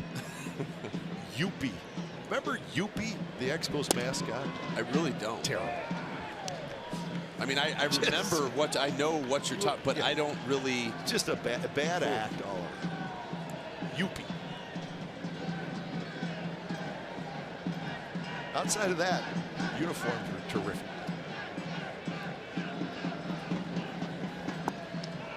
Two and one to Brian Goodwin. Yeah, the flat bill, that's the look now.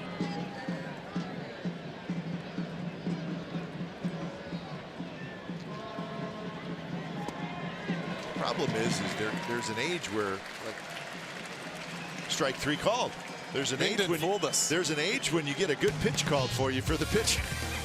Hey, have a good day. 7-4.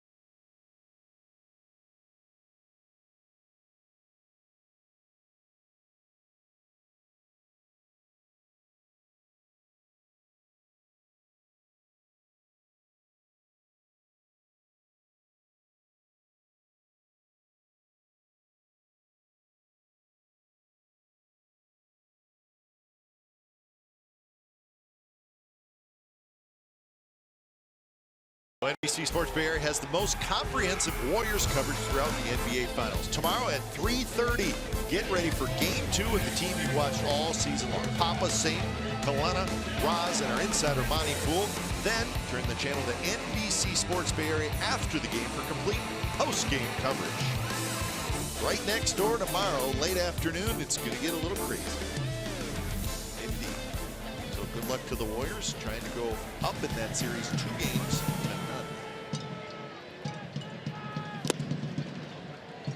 The new pitcher is Jacob Turner. When it's time for change, think Speedy Oil Change and Auto Service, your trusted oil change, tune-up, and repair experts. So Turner in, Ross is done for the day.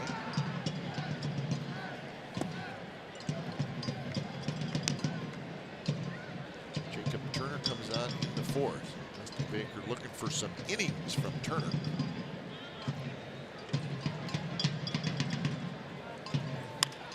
Grounded to short. Trey Turner has it, so Trey Turner helping out Jacob Turner. So the numbers for Joe Ross: 3 innings, 6 hits, 7 runs, 6 earned, 2 walks and 5 strikeouts. So now batting second baseman, number 8. Not a great day for Joe Ross. Lowry. He was hoping for much more. Well, but Dusty really didn't have a choice. They got 2 different times. They started to come back a little bit, and Dusty can't run him out there again and take a chance of it getting even further away. So that's why he had to make that move. So here's Lowry. Today, any 95-mile-per-hour fastball is our fast pitch, brought to you by Xfinity, the fastest Wi-Fi at home and on the go. And from Turner, fastball, cutter, curveball. That one's into left center field, and that's a hit. Lowry is going to try for second. The throw to second is offline as Murphy bumps into the umpire. I don't think it would have mattered as Lowry legs out a double. And the day, Jed Lowry. Lowry's hit just about everything the Nationals have thrown, and before I could get the pitches that Turner throws out of my mouth, he threw the changeup that I was about to say. And this is another good pitch down and away, and a great piece of hitting from Lowry. Hitting this to left center in the hustle, busting it busting it right out of the home plate, right around first base, running the whole way.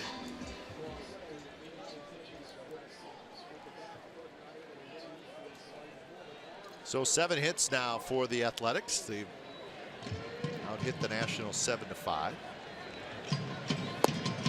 First pitch to Davis. Well, this is what I'm talking about, right out of the box. You can see he's sniffing double right away.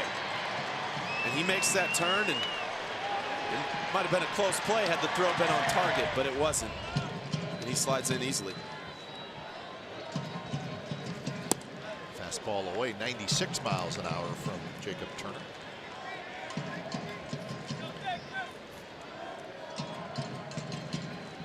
Chris Davis, a couple of strikeouts today. Trying to knock in a run here.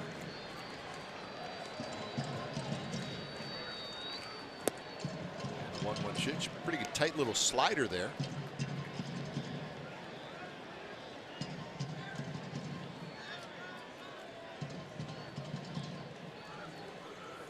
Jacob Turner was a first-round draft pick by the Tigers way back in 2009. He was the 9th player taken. Another first-round draft pick on this roster by the Nationals. Not a Nationals first-round pick. This one bounced over the mound.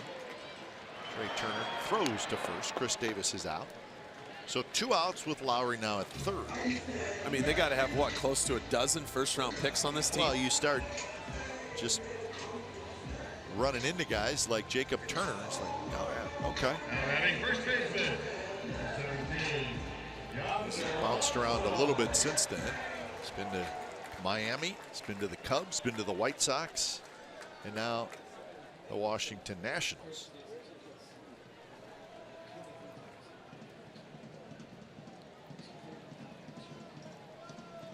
So see if Yonder Alonso can come through. He's had a good afternoon, a single, a walk, and he has scored twice. First pitch breaking ball, first strike.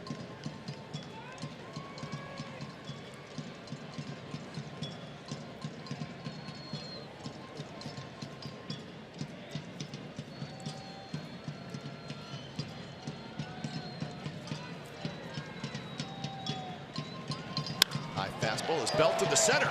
Taylor going back, spinning around. Now he's going to get there, settle underneath it. Side retired. So a runner left. That was Lowry at third. And we're headed to the 5th. 7-4 A's lead.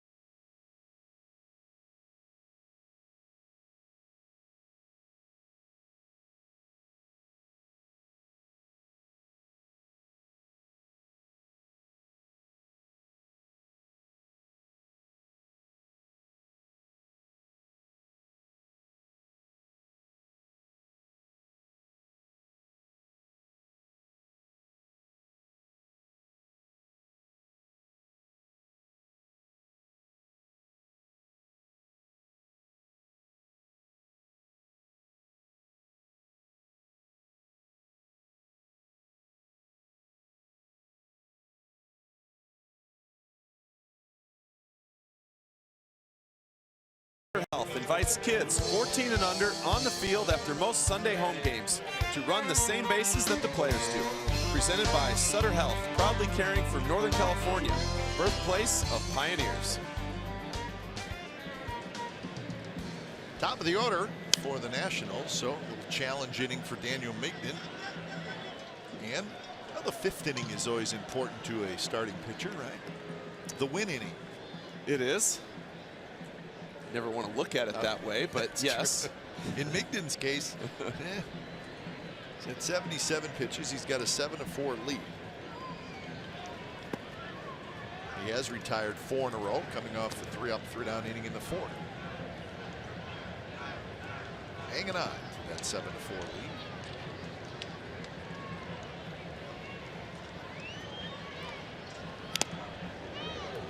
Got a pretty good piece of Fegley. Rest of the American League West is going to be playing this evening. Actually, Fegley right square in the knee. There's obviously a shin guard there. Let's not act like you can't feel it. No, and what's funny is I've heard catchers say it before. When they get hit right at their kneecap there, it still does not feel good at all. I know those shin guards are there, but it jolts you.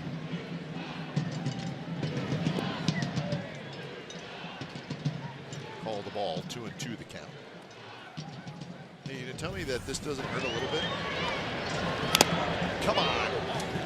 It hurts a lot. Oh my gosh. I just wouldn't know. They didn't really let lefties catch growing up. No. I always wanted to. You were too tall and a left-hander.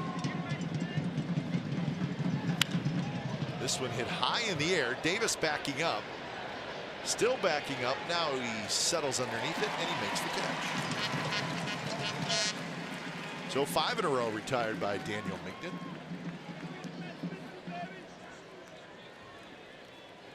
And that'll bring up now batting Jason. 28.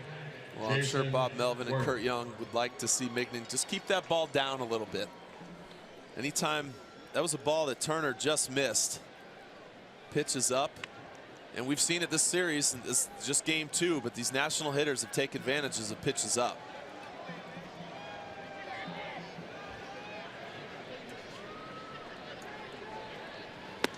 Or takes a pitch a little high. The other thing for Migden here, if he can have himself a quick inning, pitch counts just at 82. You can hopefully finish this inning maybe by 90, and then you're back out there for that 6th inning, leaving your bullpen less work. Joyce waits, and he's got it. So 2 outs. And now Daniel Murphy comes to the plate. Number 20, Daniel Murphy. Murphy has popped to short, singled and scored.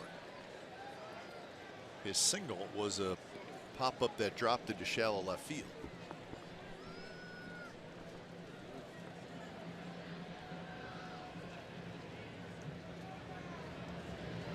First pitch curved just a little bit outside. It missed by much.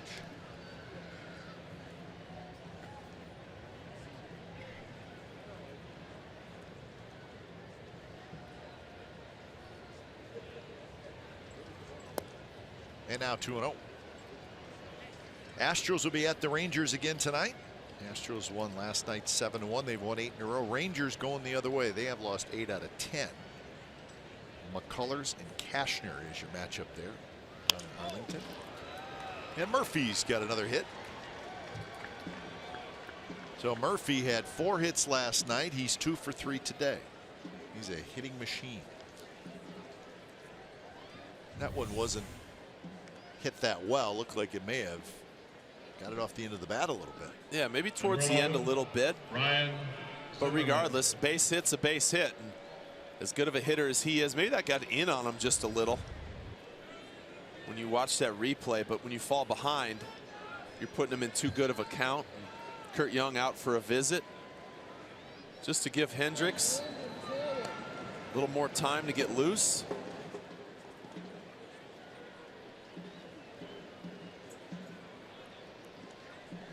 So the meeting is over. It's broken up by the home plate umpire Quinn Walcott.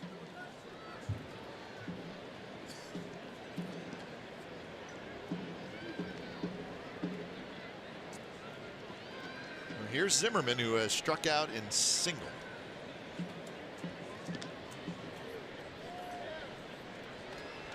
Hendricks quickly getting loose.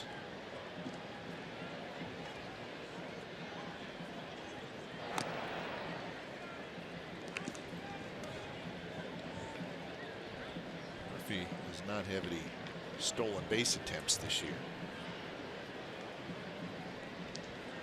so he's got a fairly short lead at first.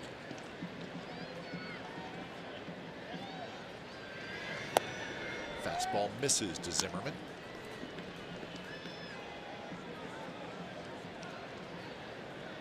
Look at the Houston Astros. See what their road record is? I did not. 19-6 on the road. That's good. That's how you get to have the best record in baseball. 19-6 on the road. Pretty good 1-2 punch going with Keuchel, winning last night at 9. No, McCullers throwing today. He's 6-1.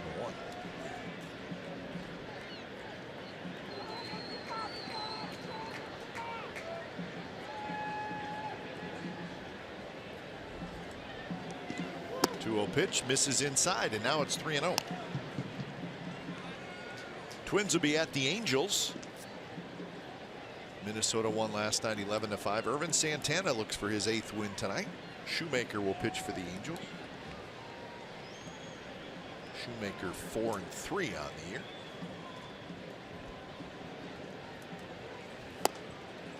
And the 3-0 pitch is outside.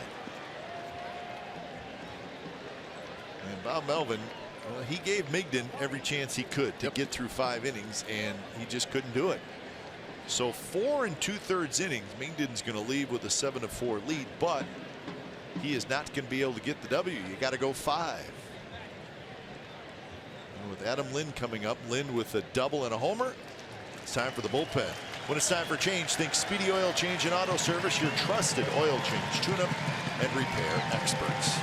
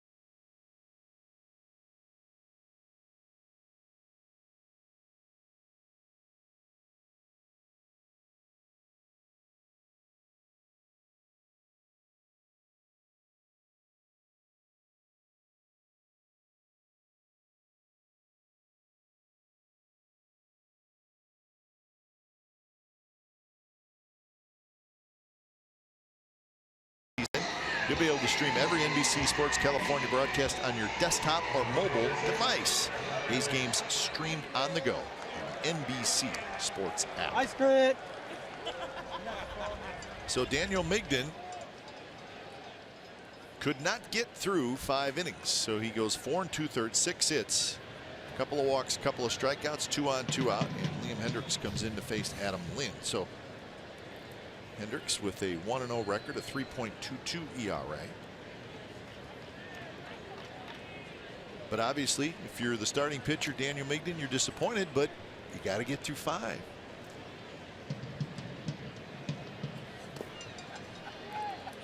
You do. It's tough. It happened to me once my rookie year. I was pitching against the San Diego San Diego Padres here, and Art Howe came to get me. It was 4 1/3 or 4 2/3. We were up 6-1, whatever it was. It was very similar to this game. And I started giving it back and giving it back. And I remember being irate, you know, just inside, walking off the mound and looking back at it. I'm surprised he let me go that long. You know, I mean, it's one of those things where you got to learn to get through that. There's a difference when you're pitching with a lead and when you're pitching with a big lead. I mean, you're up 4-0 in the first. You know, you give one back. Now it's 6-1, and then you give up 3. And deep down, you're mad at yourself. Absolutely, absolutely. And it's disappointing because as a pitcher, I mean, listen. There's the whole debate on how much wins, how they met. You know, whether they matter for you. Forget that. A pitcher, you take the mound to win a ball game. That's the bottom line. A 1-1 the count to Adam Lind, and that one just misses outside. 2-1. Lind again, double and a 3-run homer. So whatever Migden was throwing to Lind, he was seeing it. That's another reason why Bob Melvin did not want that matchup again for the 3rd time.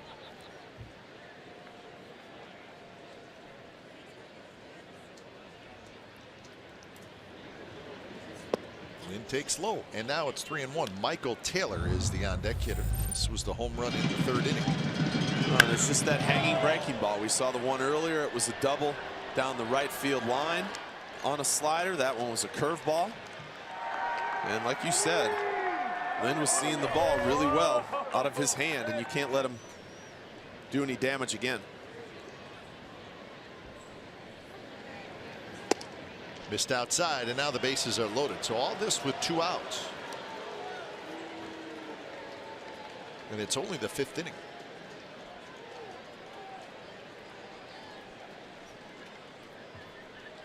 And here comes the right-handed hitting Michael Taylor. Michael Taylor.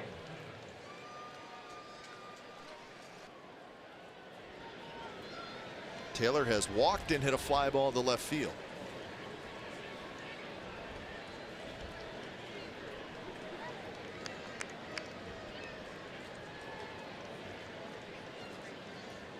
Hendricks kicks and deals, and the first pitch is a strike on the inside corner.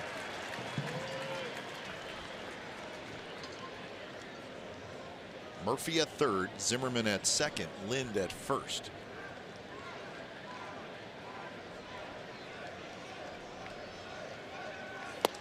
Good pitch right on the outside corner at 95 miles an hour. Well, and that's a good sinking fastball. First one was on the inner half. That one started away and came back to the corner.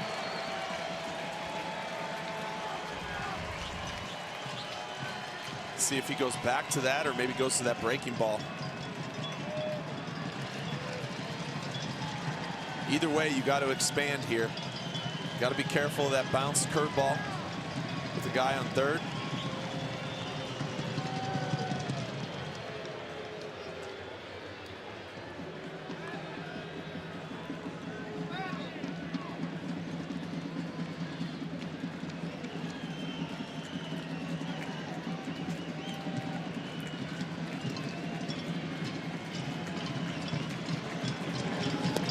Pitch, did he go? Yes! They check with Scott Berry, and he rings up Michael Taylor, and the Nationals leave the bases loaded. Bottom of the 5th coming up, 7-4 A's.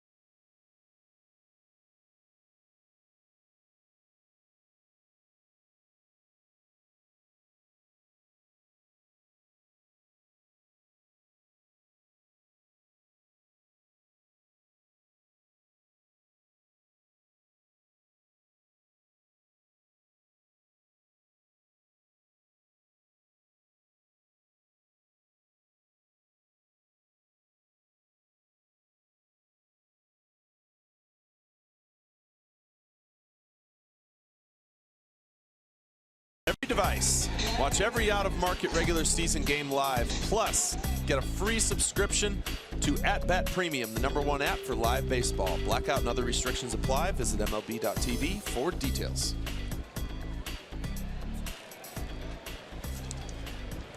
Healy to lead it off for the A's in the bottom of the 5th inning. Big game for Healy. 2-run homer in the first, a double in the 3rd.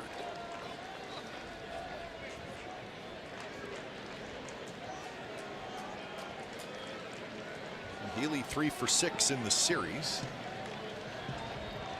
His average all the way up to 272. Right now he's behind in the count 0-2 to Jacob Turner. Turner came on in the 4th inning. Gave up a 1-out double to Lowry, nothing else.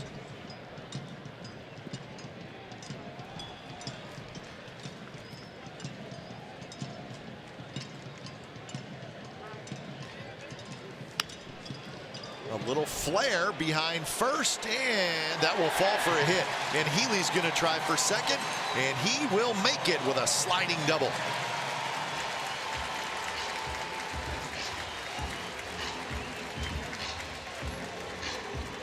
Well, when things are going good, they're going good. A fastball that's supposed to be away, and he gets jammed and just kind of flares this one to right field. Lands, well, about a foot inside that line and kind of deadens right there, which allows him to easily get into second base.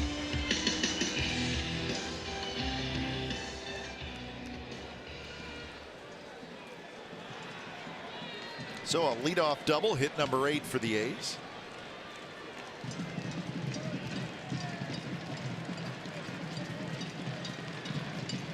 See if Stephen Vogt can either get him over or get him in.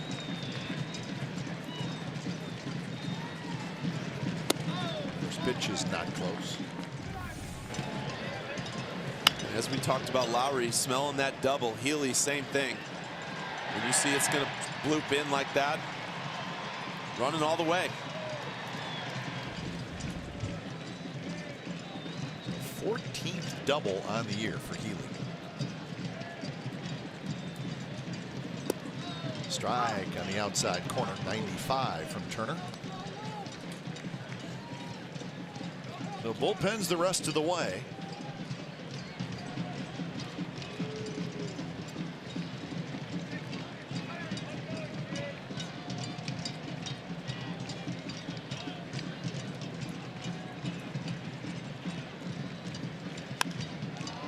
Vogt pops it up left side of the diamond, so an unproductive out for the A's. So Healy remains at second. That'll be frustrating for Stephen Vogt. Well, normally something that's I think something that Stephen Vogt kind of takes pride in is some of those little things, being able to get that runner over. And that was not the case. Turner just staying away. When you know a guy's trying to pull a ball, a pitcher will do that. They'll stay away, trying to get you to just hit something the other way so that you can't pull that ball. And then when he went off speed, it had Vogt out in front. So opportunity for Canna.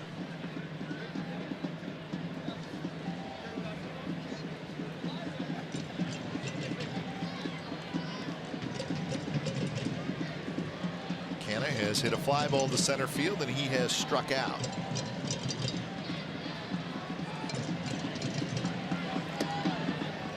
Inside to Canna.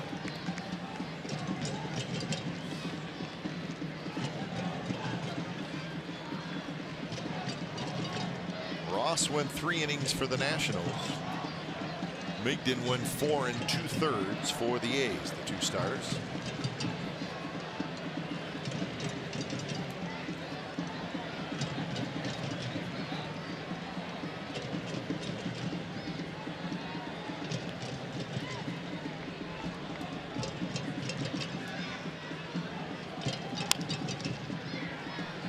And now the count even at 1-1. Rays will be at the Mariners tonight.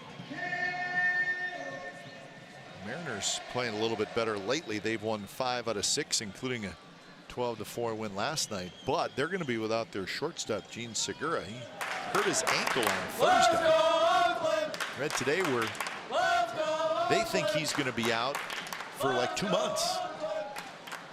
So that hurts. Banged up his ankle pretty good.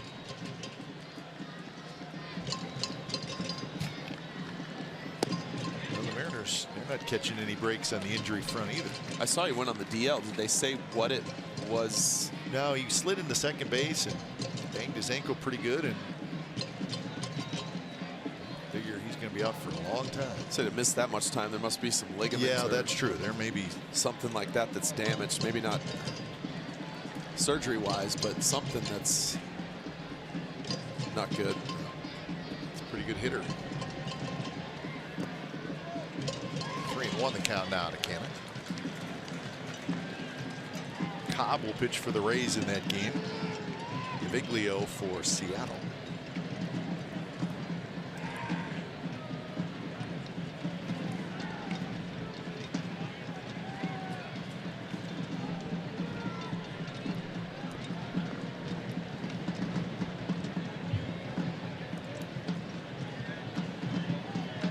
Begley, the on-deck hitter for the Athletics.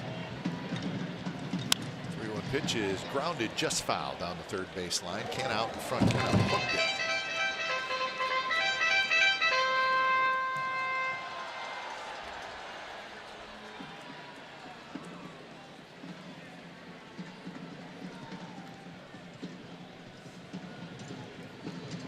That's one way to find shade.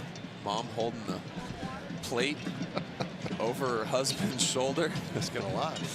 Asking a lot out of Mom.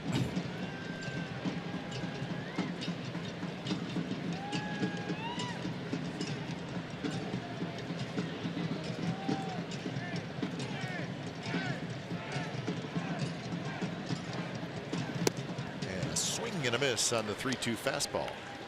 So Canna strikes out. He's 0 for 3 with a couple of strikeouts.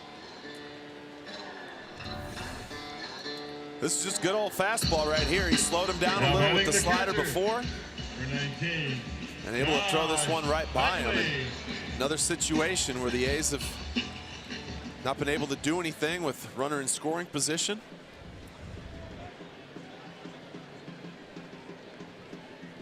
Indeed, Healy still at second base. 2 outs for Fegley.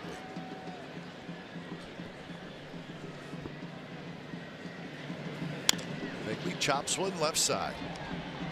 That's Stephen Drew, who throws, dug out by Zimmerman, side retired. So the A's get the leadoff double, but do not score. We're headed to the 6th.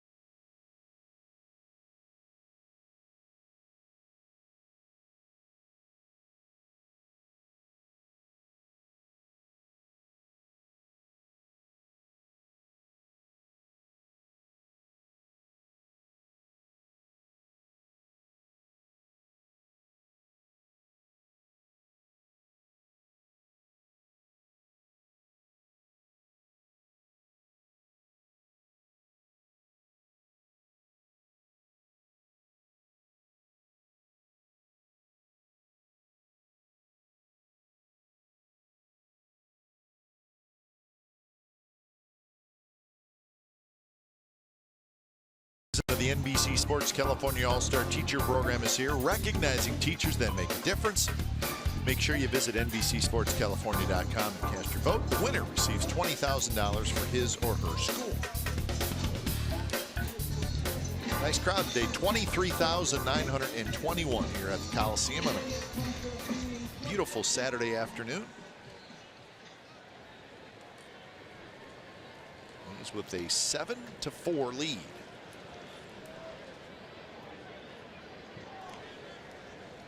So Liam Hendricks got out of the 5th inning, and he's back out there for the top of the 6th. Facing Drew, Lobaton, and Goodwin. First pitch is a strike to Stephen Drew, who has a sacrifice fly and ground out back to the pitcher.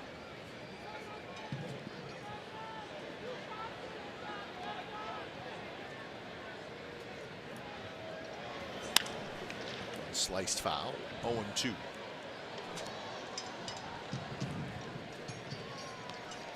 Some news on Sean Doolittle, he's left-handed reliever. He pitched last night in Stockton, trying to get back off the disabled list. Doolittle threw 18 pitches. Felt good, and he's going to pitch again either Sunday or Monday. Trying to get him back in that bullpen, which would be a big deal. Pinder throws out Drew. That's out number 1, and let's check in with Angela. Well, if you're coming to the Oakland Coliseum tomorrow for Sunday's game, the A's are having an equipment drive. So you can donate to the cause. All of the benefits, it goes towards the Oakland Cal Ripken Baseball League in partnership with the Baseball Tomorrow Fund. Donations will be accepted at the C Gate, the D Gate, and Bart Plaza before the game. So come for Play Ball Weekend and the game, and leave donating to a great cause. Guys, back to you. That is a good cause, so bring your goodies. Any extra equipment, bring it. We do that same thing in Arizona for the kids Cal Ripken League. That's right. It's a big deal. They get a lot of good stuff. It's cool to see.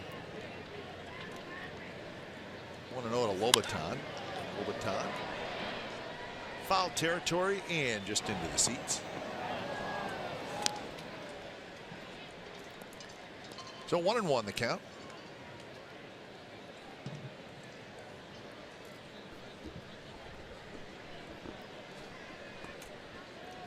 Well, be nice to see an A's pitcher have a clean inning here. It's been a little bit of a struggle today to have those. Just that first inning and the 4th inning.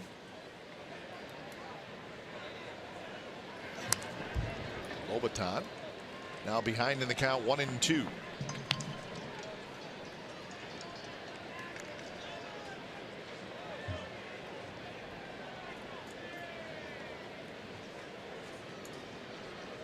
Goodwin to follow, another left-handed hitter.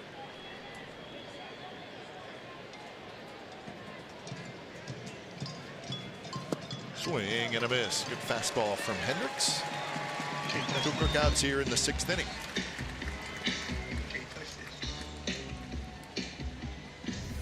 Good fastball, misses location. You can see he wants it up. He was trying to elevate it. Begley has that target up there. He ends up throwing it right down the middle, but at 95, 96 miles an hour, he basically throws it right by him.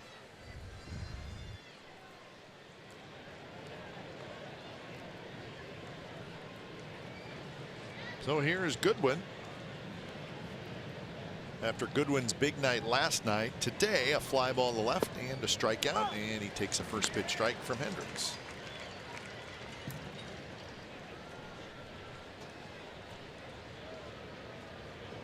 Goodwin, the 9th place hitter for the Nationals.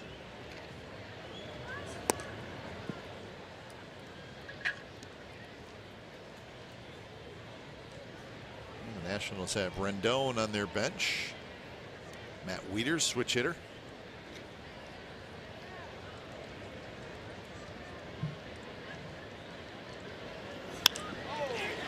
Broken bat, shallow center, and it's going to fall for a hit. So Goodwin will take it. Well, just a jam shot. Fastball in. You can see it's off the plate in, so that tells you how much it jams on him. Just not hit hard enough. Can't get there. Just too far to go. Just a well-placed bloop.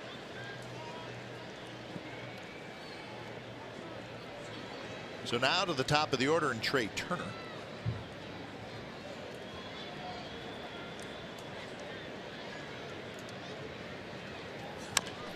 Turner. Hendricks picks it up, throws to first, and he throws it away. Goodwin is going to round third and stop there. Turner will end up at second base. Now, Hendricks made the play, kind of rolled over on the ball, and then his throw got past Alonso. Well, he makes a great dive to knock it down. Kind of spins over the top of the ball, able to get it from his knees, makes a throw, and it didn't seem as though the throw was that wide. You can see there he smothers it, but he grabs it, and I don't know if he just threw it too hard, but it didn't seem like it. This will show a good angle of just how wide this throw was. There's the fall, he gets it, he turns and throws. And I mean, Alonso misses it, but I'm not sure. They were so close to each other.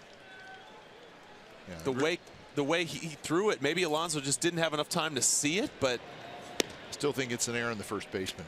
Yeah, I still think it needs to be caught. I mean, it's not easy when someone's that close, and no, certainly not. And as a pitcher, when this happens, things start moving quick, and you almost don't even realize how hard you're throwing it sometimes. And because you are so close, you need to make a perfect throw so that it's easy to catch that ball. So they have changed it to an E3. 28, Jason Worth. I mean, this is the angle. It's on the glove side. It's not like Alonso had to reach across, but I think he was maybe just expecting that throw to be out towards him, away from the bag. As a pitcher, you're taught to throw it away from the bag because the runner can get in the way. So second and third, 2 outs for Jason Worth. Worth takes a fastball up and away. So that's the second error in the game for the Athletics. Both teams have made a pair of errors, so a little bit of everything today in this ball game, and it's still only the top of the 6th.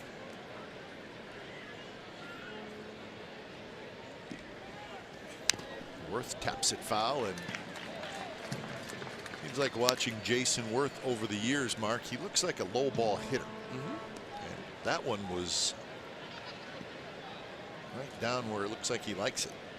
Yeah, his swing, his bat stays through the zone a very long time, and he gets to that ball down where you see a lot of guys, they hit those balls into the ground. He hits line drives. Good slider, 1 and 2. It's Montas, the right-hander, joining Daniel Colon, the left-hander. 22 pitches for Liam Hendricks, trying to get out of a jam here in the 6th.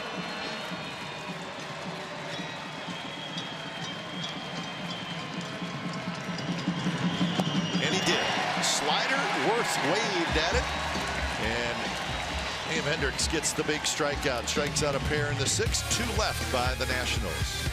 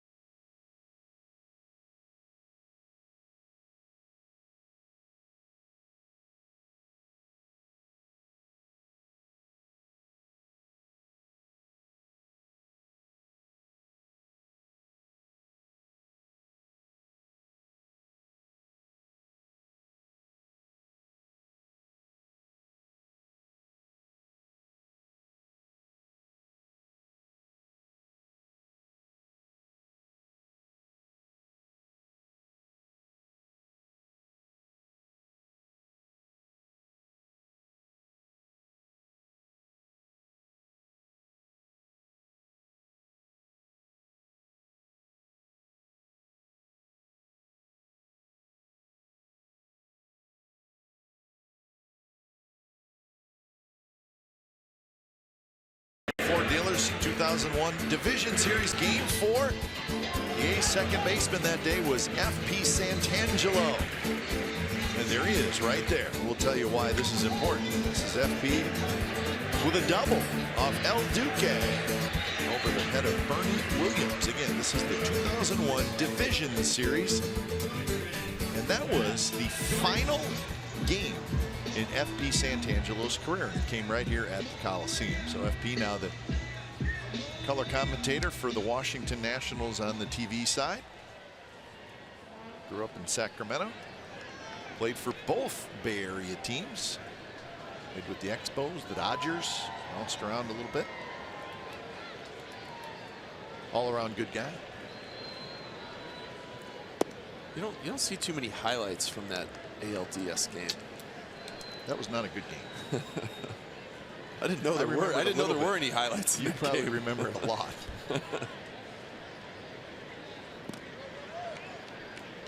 Joyce, Pinder, and Lowry. Top of the order for the A's. Always looking for extra runs against these Nationals. A's lead 7-4 in the bottom of the 6th.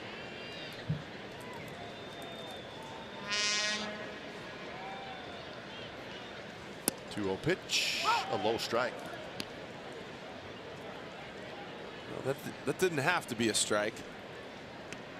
Good pitch at the bottom of the zone.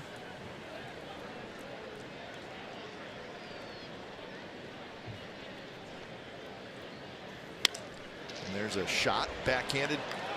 Trey Turner throws, got him. What a play by the shortstop. He was shifted, so he went to the backhand side and picked it and got up. Joyce is thinking that's got to be. Well, what a play this is. I mean, this ball smoked back up the middle, and Turner on that short hop, you can see he kind of makes that look easy, and that is not an easy hop right there, because that's an in-between ball. That ball can stay down, it can come up, and he made that look easy. So one away for Pinder, who is 0 for 3. Reached on catcher's interference in the first inning, and he scored a run.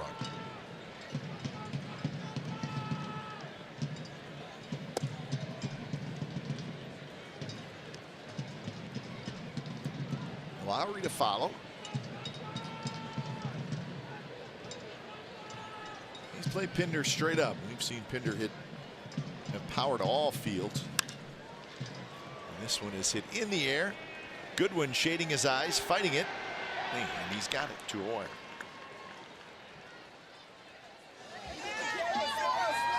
The sun very bright, and a cloud in the sky, which is the norm here.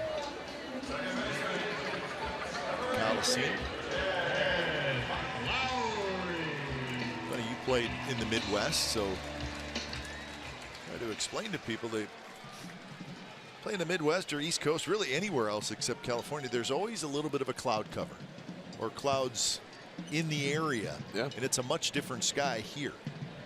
You never saw more pop-ups and fly balls get dropped anywhere. There were more dropped here than anywhere else in baseball. Here in Anaheim, I guess, we're probably the two. I mean, Anaheim's the same way. Giant stadium across the bay, same way, just a lot of sunshine, and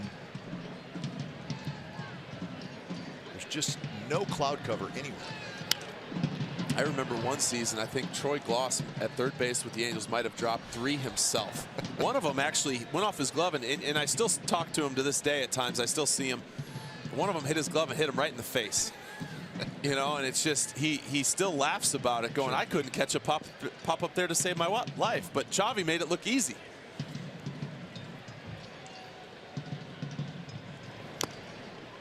One pitch is swung on.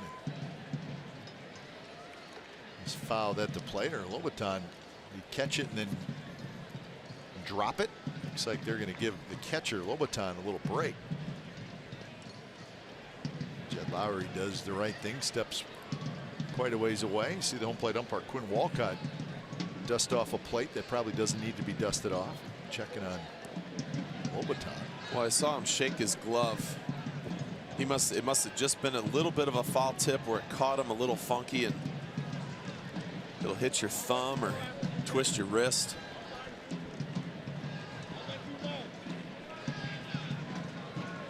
1-2 the count.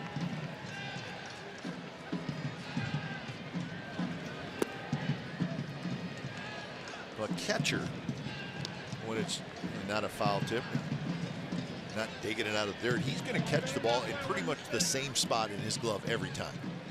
If he doesn't, it's going to hurt. You can see Davis, he's chirping with somebody back there sitting behind home. 3-2 now to Lowry. Lowry's had a huge game, a homer and 2 doubles. He's knocked in 4 runs, so he has been the hitting star today.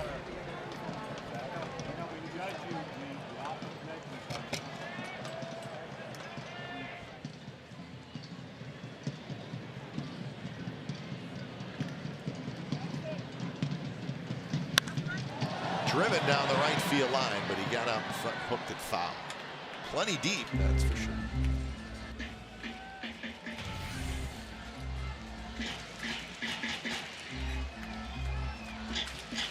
Lobaton, that's where he dropped the ball and started shaking his hand. Didn't look like anything out of the ordinary. Yeah, I don't know if it was a foul ball or, like I said, maybe sometimes they'll get you right in the thumb. Bend that thumb back a little bit. It got him funky somehow, but he didn't like that.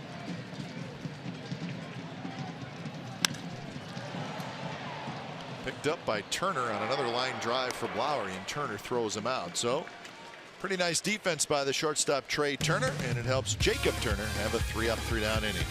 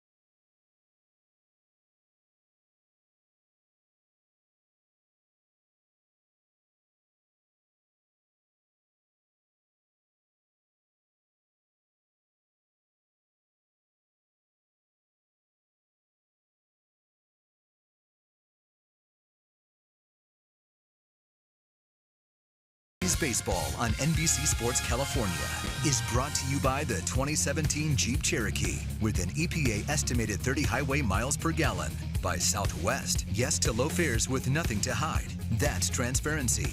By Toyota, the full-line automaker with the longest lasting vehicles in America. Toyota, let's go places.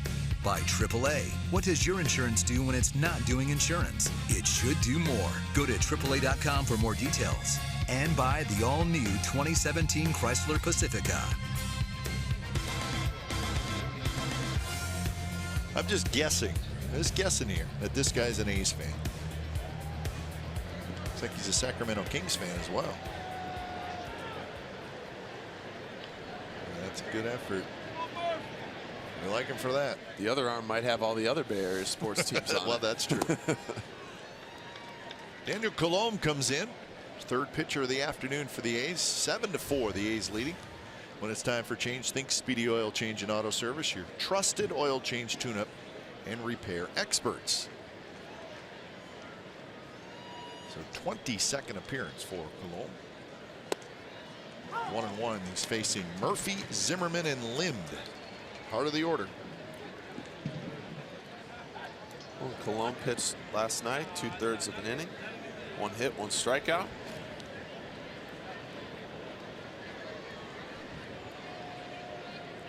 Murphy is 2 for 3 today. Drives this one toward left center. Davis on the move, still on the move. It's going to be over his head. Right at the base of the wall is where it lands. And it's another hit for Daniel Murphy. He's got 7 hits in the first 2 games in this series.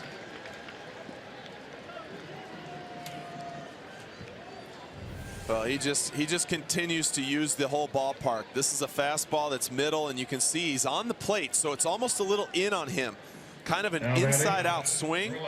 Drives it the other way, and you know when it was hit, I thought Davis, it was a fly out to left field, and that ball carried all the way to the base of the wall.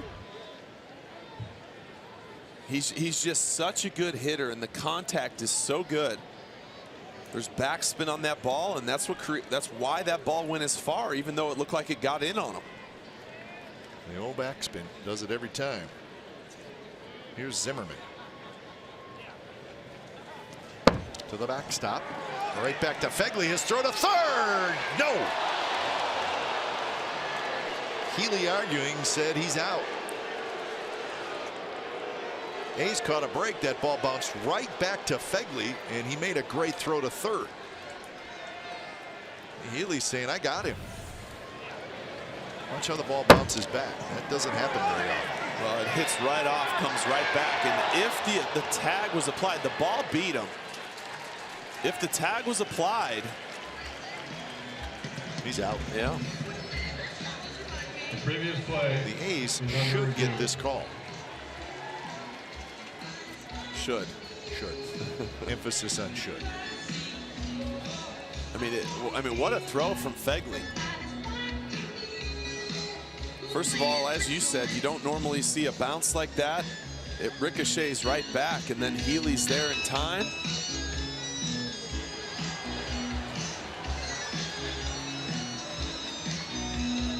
And if you're Daniel Murphy, it's kind of a bad break.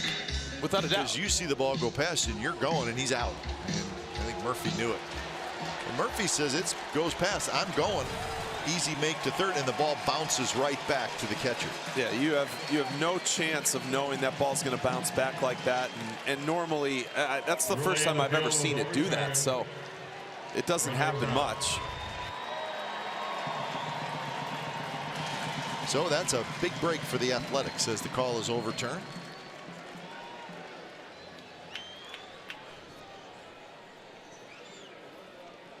So Zimmerman hits with 1 out and nobody on base.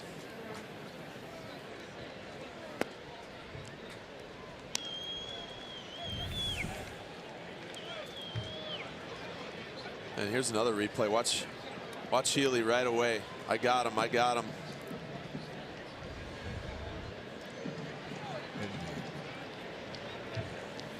Umpires did not take very long. It's a good look right here. Just got him. Just a perfect throw. And that's what it took. The lucky bounce and a perfect throw.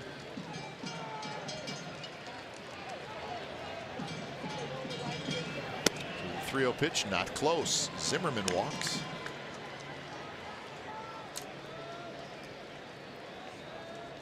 So that's 4 walks issued by A's pitchers, and the out at third just continues to get a little bit bigger. Think about this. 5th inning. Number 26, Nationals had the bases loaded, 2 outs. Lynn. Did not score. 6th inning. They had 2nd and 3rd 2 outs and did not score. So the A's just holding them off.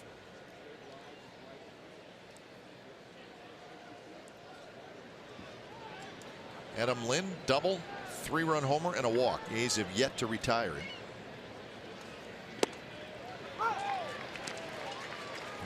If you're Cologne, you got to get left-handed hitters out. You do, and you almost hope the A's aren't playing with fire a little bit to where the Nationals keep putting themselves in opportunities to score runs. A's have continued to make pitches in recent innings to get out of these jams. Long run for Davis, and it's a foul ball into the seats. So Ryan Matson waiting patiently. But at some point for these A's pitchers, you got to quit letting them have these opportunities. Easier said than done.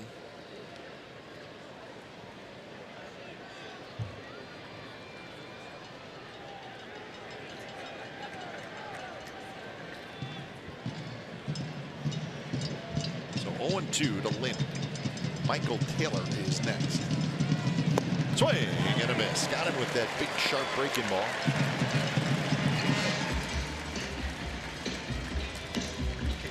And there's a good 0-2 pitch. That's what you got to expand that zone. You got to keep it down. If he makes contact, it's off the end of the bat. It's maybe a foul ball, but big overhand curveball gets a big strikeout.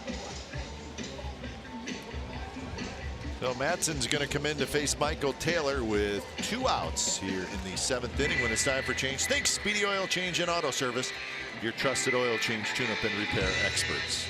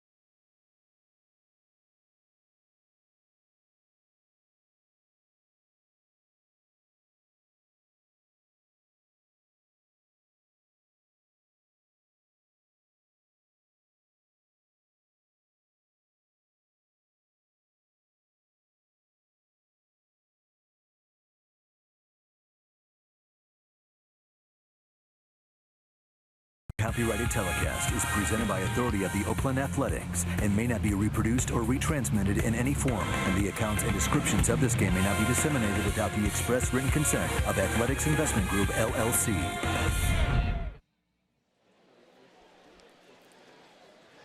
So 2 outs, runner at first. Matson comes in to face Taylor.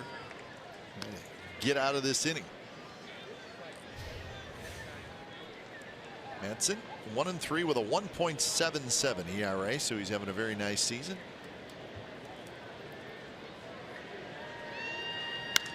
If you add up the hits and walks and it's less than your innings pitched, that's very, very good. You don't see that a lot at the big league level, but Matson, that's what it was, and hopes to continue to be. Oh, so many power arms in the game. I feel like at times you're starting to see it a little bit more. But anytime it's under 1, you're doing a heck of a job. 2-1 the count to Taylor, who has walked, hit a fly ball to left field, and he has struck out swinging. Zimmerman is the runner at first. Alonso holding him on. Strike, 2-2. Good fastball to get the count even. Down and away.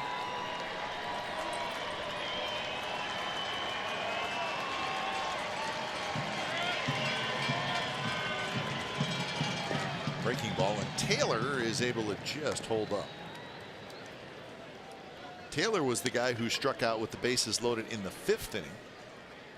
It was when Liam Hendricks came on. You can see able to hold up, not really coming very close.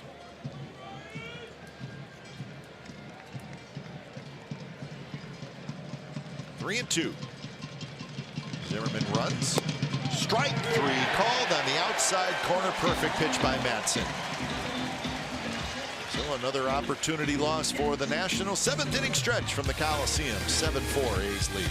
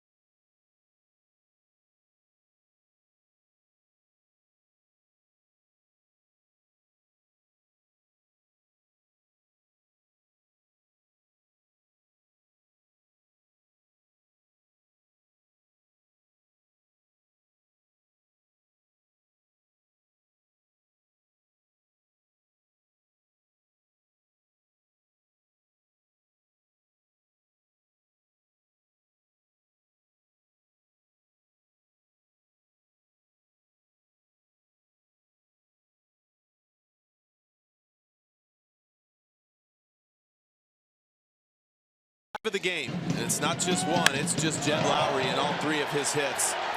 The home run and 2 doubles, and even his 1 out was loud. That was a line drive back up the middle. That short hop to shortstop. But Jed is seeing the ball very well right now and using the big part of the field.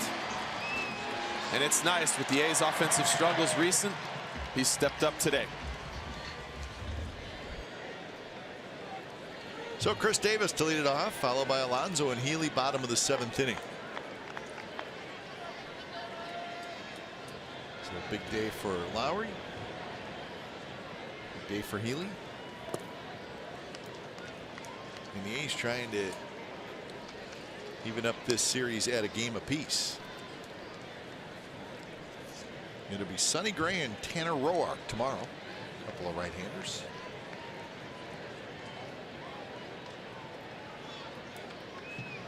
Jacob Turner gets a swing and a miss from Davis. Turner is into his 4th inning of work. Can't complain about his work if you're the Nationals. He has thrown 3 shutout innings, so he's doing the best he can to give his team a chance. Well, it's interesting. He has more starter type stuff, I feel, than Ross does. Yeah, maybe. You know, I mean, he's commanded a fastball in this game, a curveball, a little cutter. I mean, talk about, I mean, Dusty Baker is going to be thrilled with the job he has done and the saving of the bullpen that he's done today. Big time.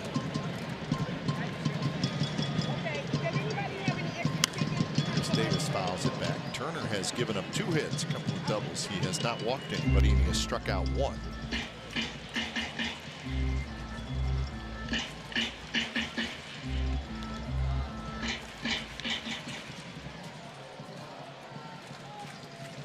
So 1-2 the count.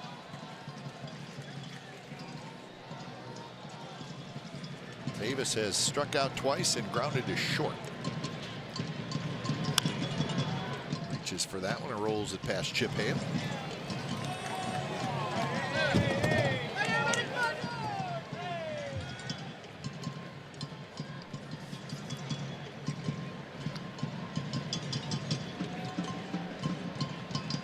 Both teams with 8 hits. Each team has made a couple of errors.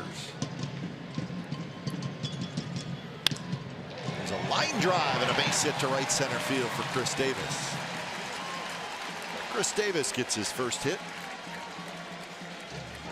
Like any hitter, a line drive the other way can get you going.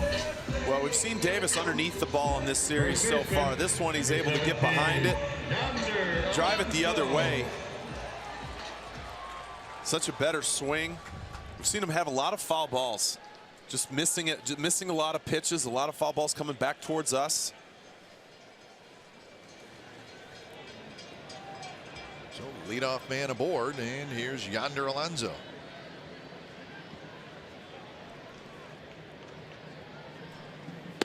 First pitch is a fastball outside.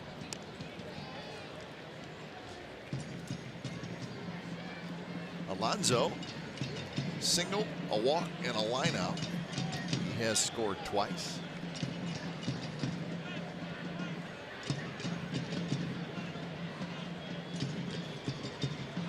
Shift is on for Alonso. He takes a breaking ball low, and it's 2-0.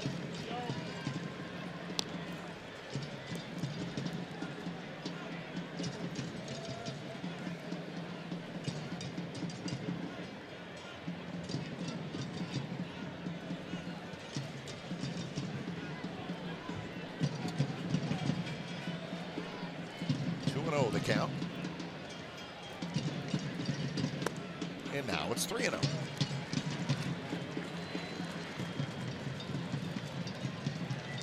Healy will be next.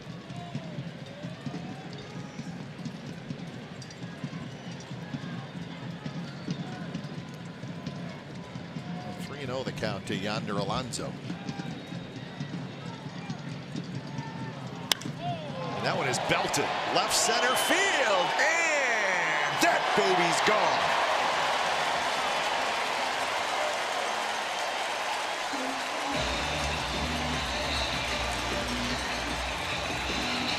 So the unbelievable season for Yonder Alonso continues.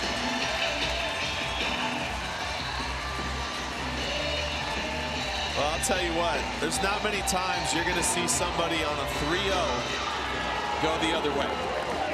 And to me, it makes what he's doing even more impressive that he 3-0 is still looking towards the big part of the field and not trying to just pull everything. He's constantly this season put himself in good counts.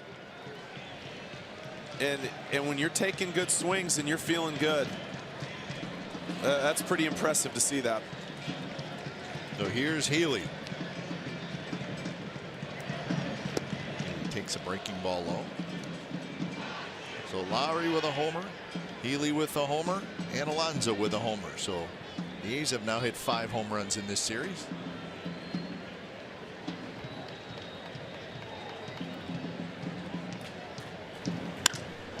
That one is belted. And that baby's gone.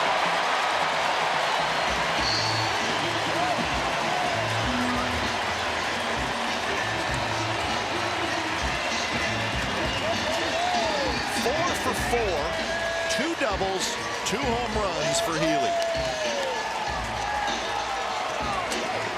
Fuck yeah, baby! Designated hitter, number 21, Steven. What a day for Ryan Healy.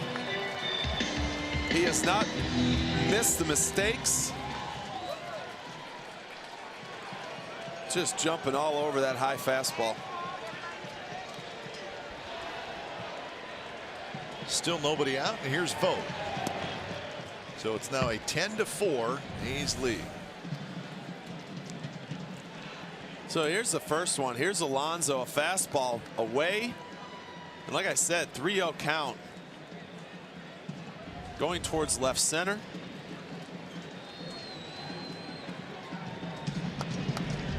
Vogt takes a ball in the dirt, now 2-0. And now we go Healy, a fastball away that drifts back over the middle.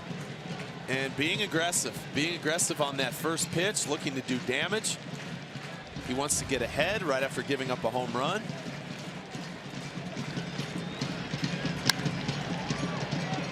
On the ground. Murphy has it, and he throws out Vogt. And watch where this lands. It goes above the camera well, right below. Ends up in the camera well. Right below the suites in center field. So 16 of his 24 career home runs hit right here at the Coliseum. Healy now this year 11 home runs and 27 runs batted in.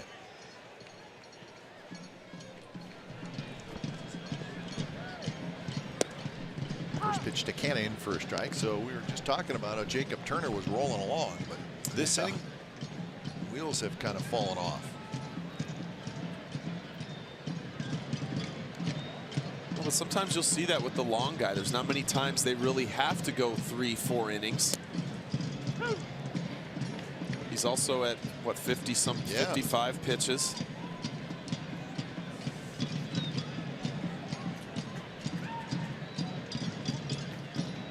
And as well as the Nationals have been playing, there hasn't really been a need for a long guy, so you're just going an inning or two.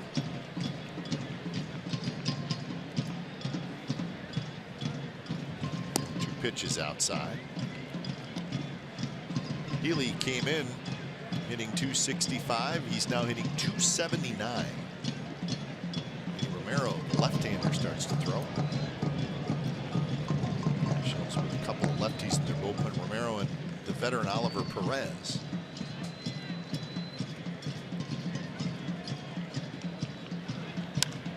Pitch is popped toward right. Goodwin makes the catch, shading his eyes with his throwing hand. 2 away.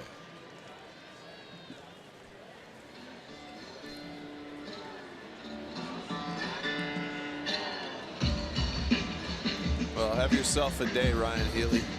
4 for 4, 2 doubles, 2 home runs. Those are fun days. The catcher, number 19, Josh Begley.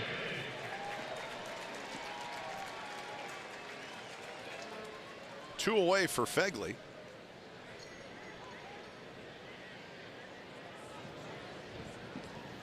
Fegley takes a pitch just a touch hot.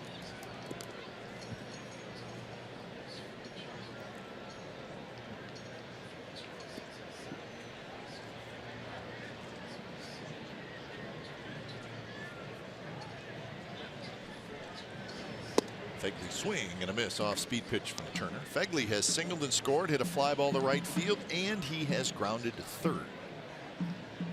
He's 1 for 3.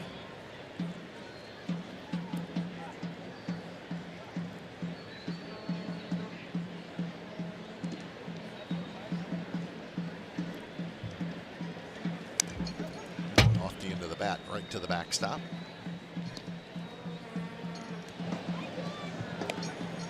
The A's bullpen, Axford starts to just slowly get loose.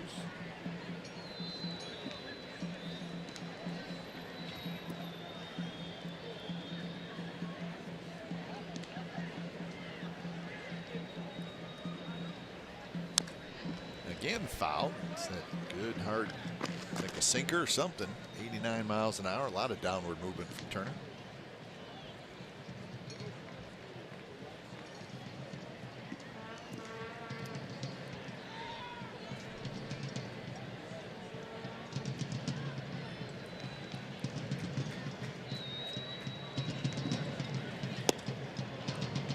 Turner thought he had strike 3, and it was close. Fastball right on the outside corner. He took a couple steps towards the dugout. Didn't quite have enough to get back to the plate, though.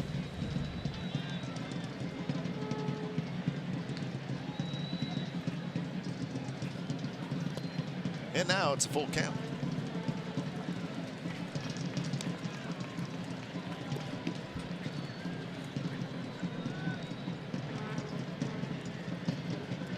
.63 pitches for Turner out of the bullpen. Came in the game in the 4th inning.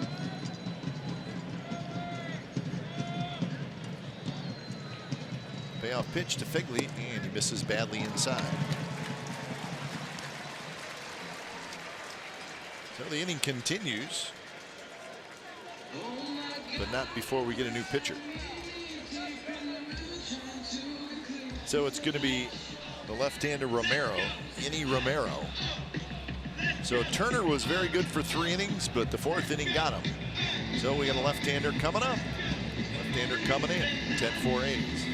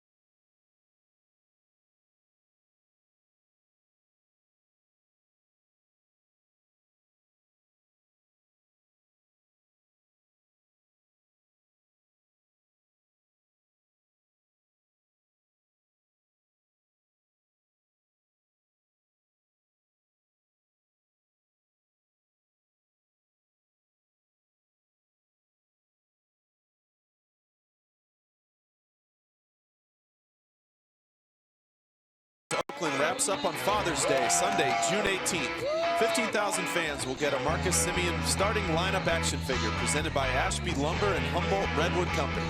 Get tickets at athletics.com.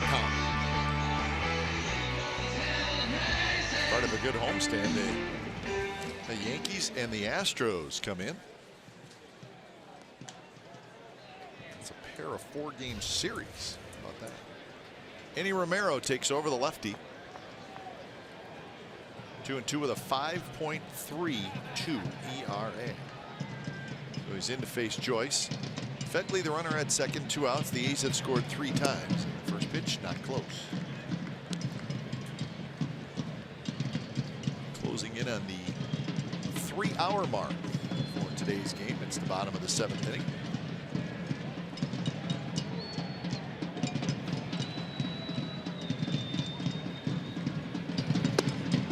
There's a strike, 1-1, 95 miles per hour.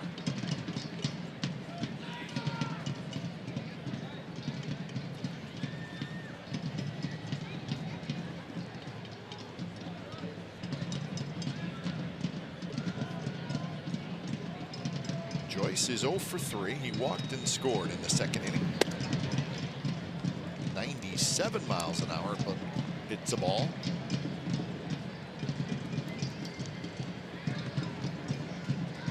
Well, Romero, he'll get it up there. He'll get it up to close to 100 at times. Cutter in the high 80s and a curveball. This one flipped down the left field line, but it's foul, headed for the A's bullpen. Probably one of those guys who is just wild enough to be an uncomfortable at bat, especially if you're a left-handed hitter. Certain guys wildly effective. You just stand in that box and it's just not a good feeling. Maybe you've seen the command isn't quite all there, and when they're throwing that hard.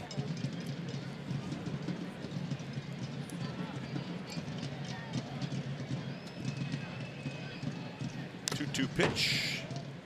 Foul back. 98 miles an hour.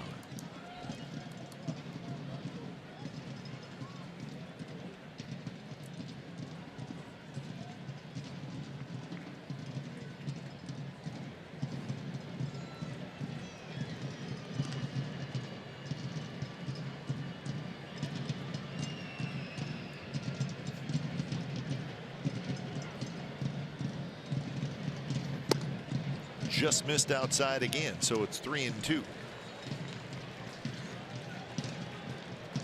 Pinder would hit next if Joyce can get aboard.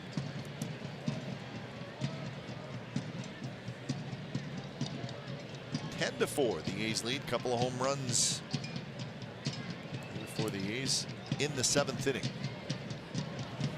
Runner goes. The ball's bounced right side to first. Zimmerman has it. Steps on the bag. Side retired, but the A's do damage. It started with Alonso, a 2-run homer. It's his 16th of the year. Healy followed it up with a solo shot, his 11th of the year. So the A's now lead 10 to 4 as we head to the 8th inning.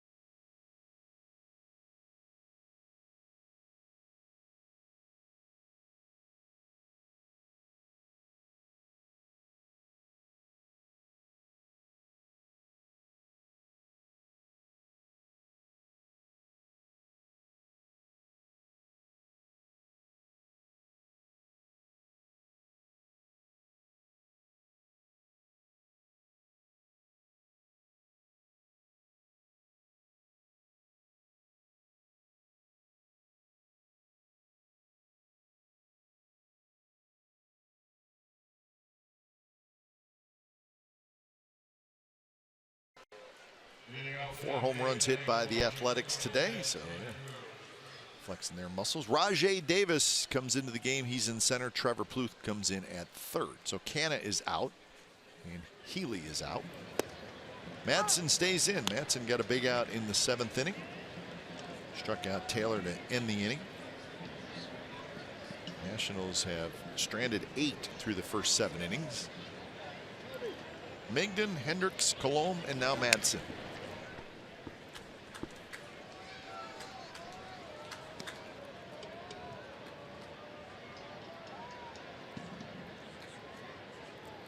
Well, and that one got off the end of the bat. Must have broke right at the end. Stephen Drew needs a new one.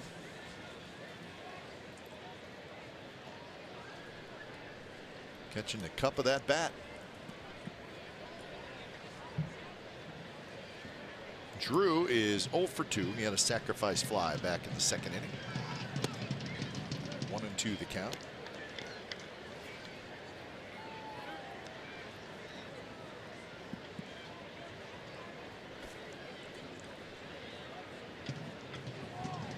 Straightaway defense for Stephen Drew. This one's bounced over the mound.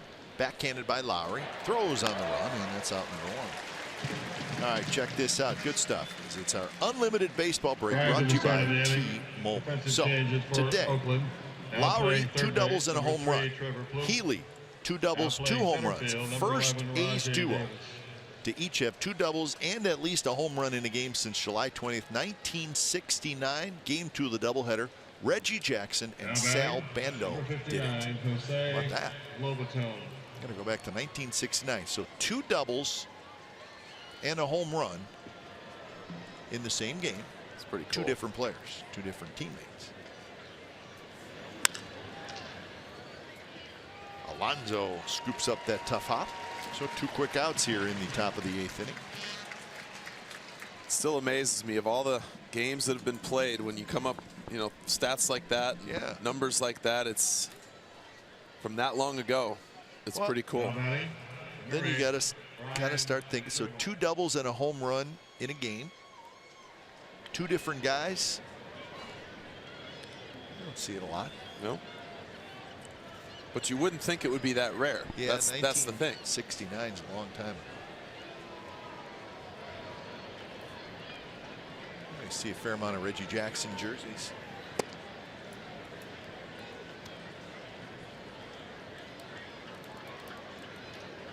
Now, Brian Goodwin is the hitter. He's 1 for 3. I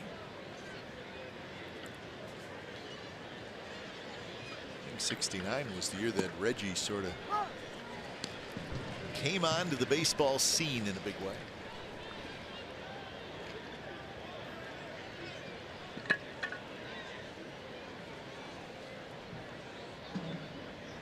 Goodwin had a big night last night. Today he's 1 for 3. And the pitch is outside, 2-1.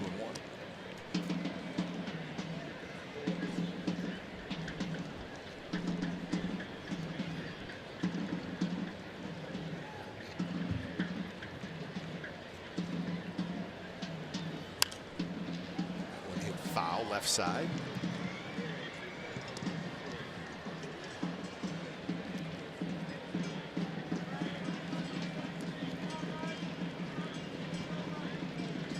We'll see Bryce Harper tomorrow. I would imagine the suspension will be over. He served his 3 games.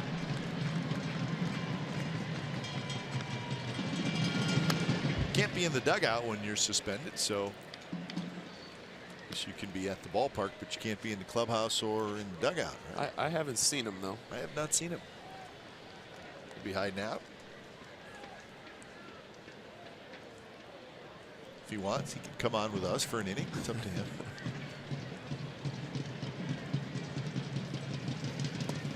We'll see him tomorrow. He'll be in the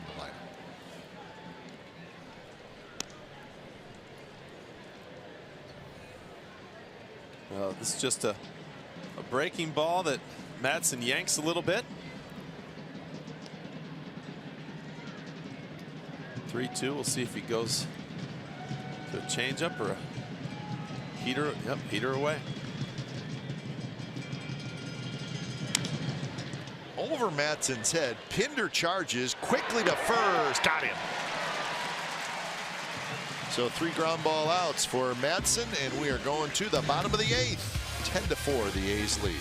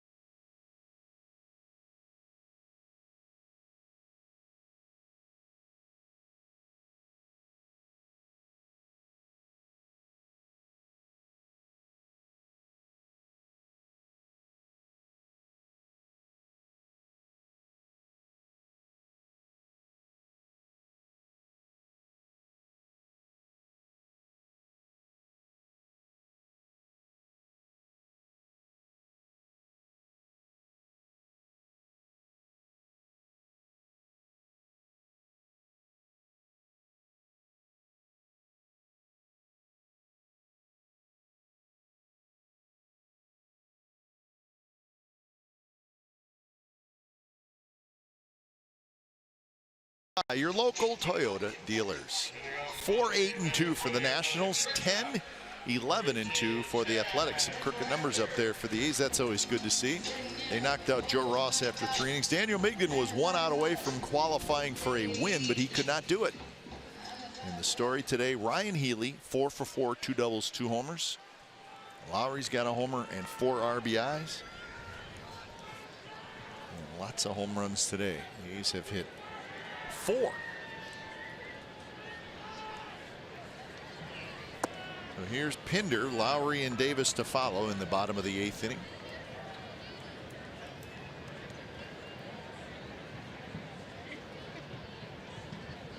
Pinder is 0 for 3.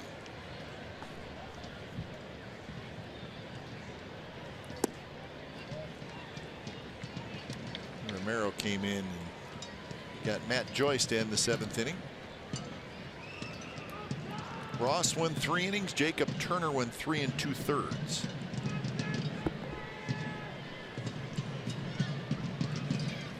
Swing and a miss. That's the high octane from Romero, 97. And it's kind of an easy 97. There's not a whole lot of, doesn't seem like a whole lot of effort.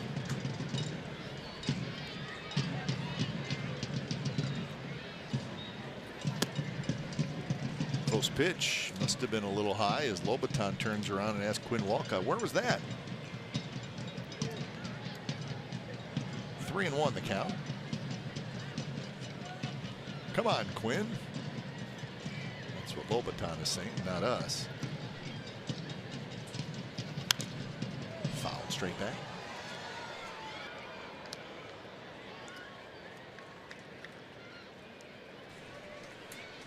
So full count to Pinder. Gold tops have been good luck today.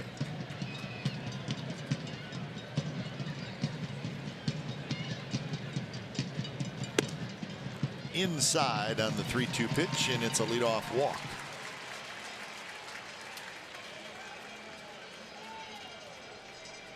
So Healy's big day, 2 doubles, 2 home runs, first career multi-homer game, first career 4-hit game, and 4 extra base hits. That ties a franchise record. It's been done 6 times now in Oakland history, so 4 extra base hits in a game.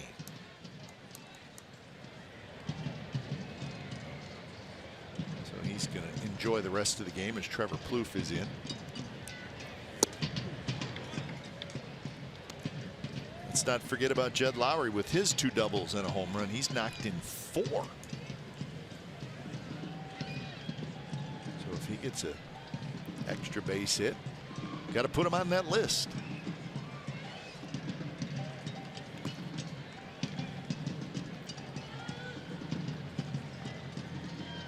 I think the most impressive, Lowry's at bats today, all of them were incredible. The way he waited for certain pitches, the way even his out was loud. I mean, if it wasn't for the way they were shifted, that would have been a line drive up the middle. Hustling over is Zimmerman, and Zimmerman caught it. Boy, what a play. And remember, he's looking up into that sunshine, and right at the last second, he reached out. So that's a terrific play by Zimmerman. Well, watch how far he has to go, and you're going to see him. He's going to check the wall right there and just reach the glove out and make the snag. That is a really good catch, having to go as far as he does. On a baseball field, it's the only place in baseball where you can run that far as a first baseman and still make that catch. Yeah, that is. So it's uncomfortable. It's uncomfortable for visiting guys because they don't ever have to do it. Plus, it's like no man's land when you get in that area. Yep.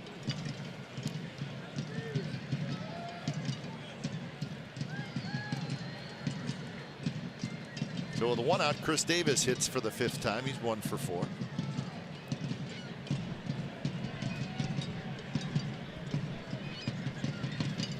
Swing and a miss. A good fastball in a little bit on Davis. That's a tough pitch to catch up to, no matter how good of a hitter you are. Yep.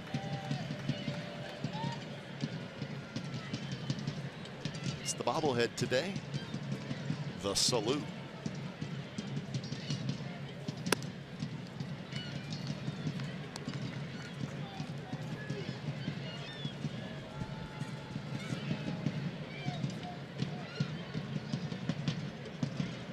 So I'm going to find a good place in the living room for my Chris Davis bobblehead. Sure, that'll go over well. Maybe right at the kitchen table. Yeah. Davis swings and misses at the 98-mile-an-hour fastball. Hey, we had a no-hitter today. How about that? Edison Volquez no-hit the Arizona Diamondbacks 3-0 in Miami. 2 walks, 10 strikeouts.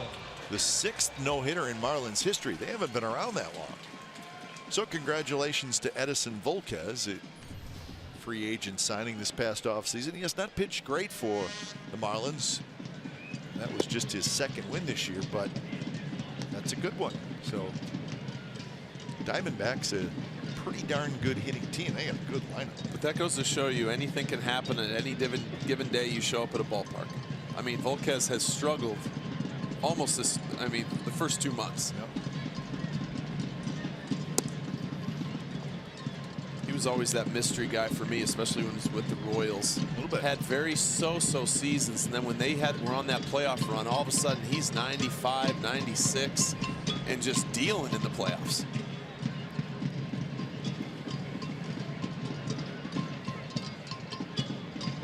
Pitch, and that's a strike on the outside corner.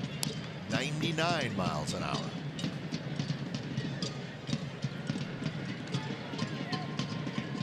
Those Royals beat the Indians again today, 12-5.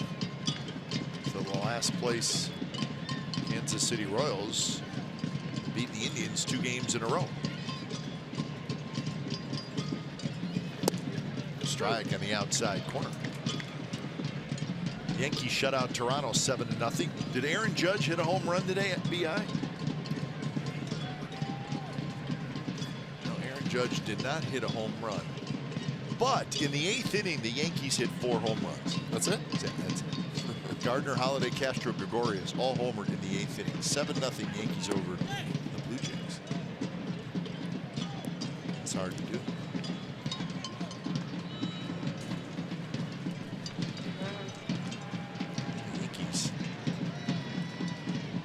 Increase their lead in the AL East.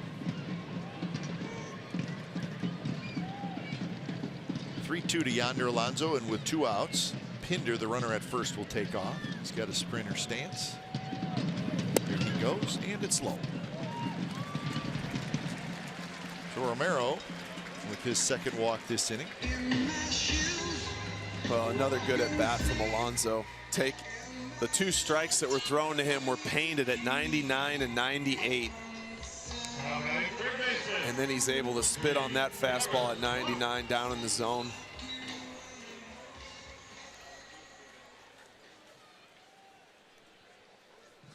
So that gets Trevor Plouffe an at bat. Plouffe came into the game for Healy for defense.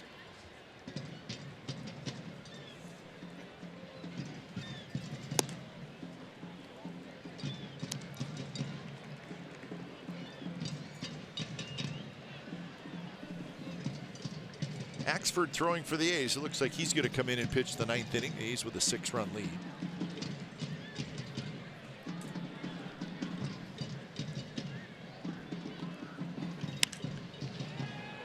Little pop up.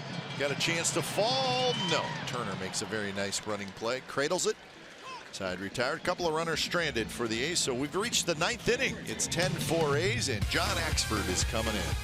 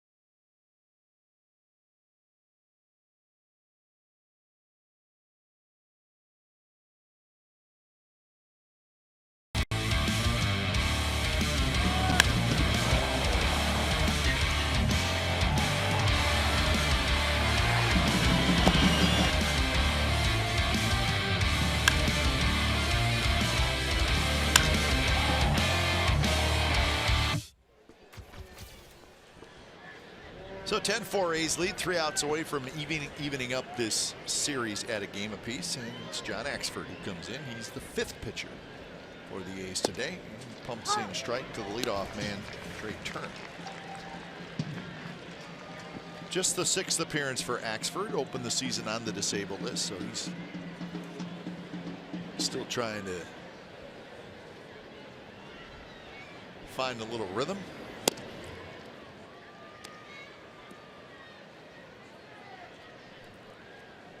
Turner is 0 for 4, but he has reached base twice, both times on an error. E6 in the 3rd, E3 in the 6th. 1 and 2 now.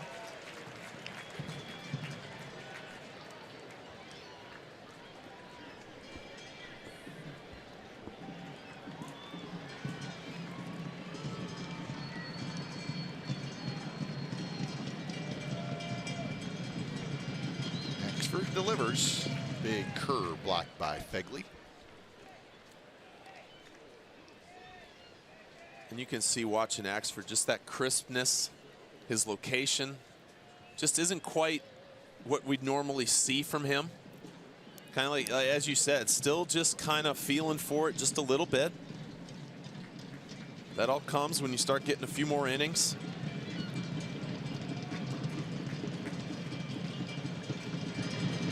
2-2 pitch, and that's a good one, right on the outside corner. Strikeout number 8 for A's pitchers so far in this game. And this has always been a big pitch for him. I know he's got the curveball, but that little comeback fastball starts away. It gets the right-handed hitter. They give up on it when they see it. They think it's going to be a ball off the plate. Just that sink and little tail right over the outside corner.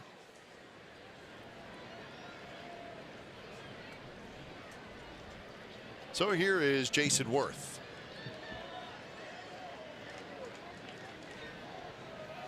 Worth taken, and that's a strike. Jason Worth is 0 for 4. A couple of flyouts, a pop out to short, and a strikeout.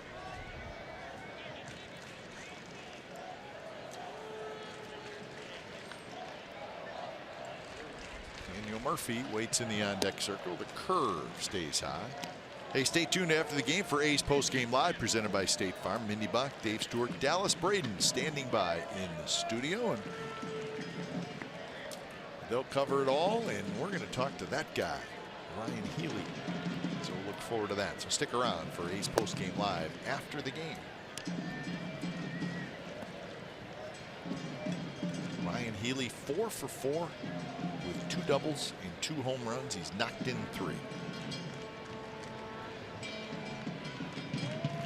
So we think that's worthy of a post-game interview.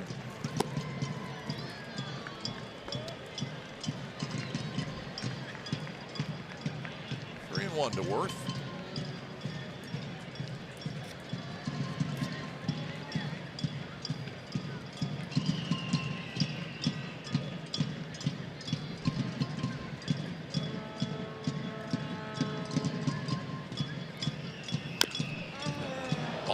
Foot of Worth, and he goes down.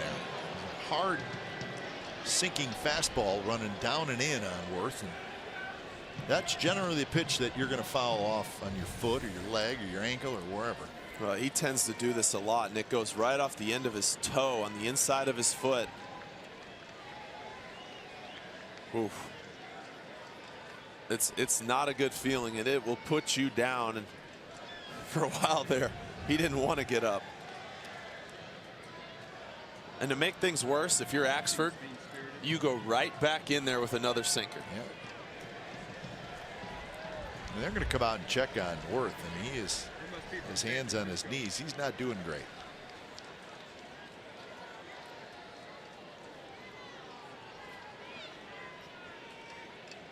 He's also thinking it's 10 to 4. It's the 9th inning.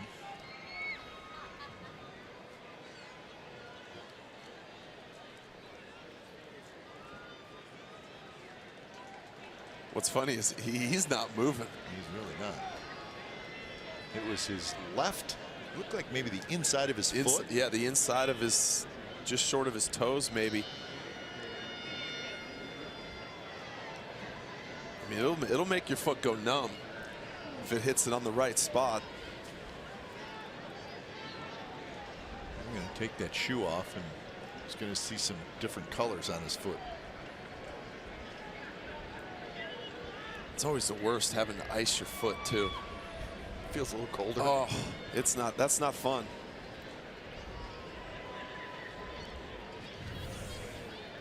Right here, watch the inside of the toe there. Right on the arch of your foot.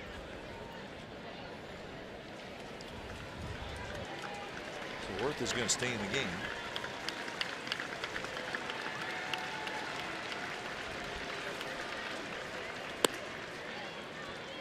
They'll give him a little extra time. Axford says, well, I'm going to play a little catch.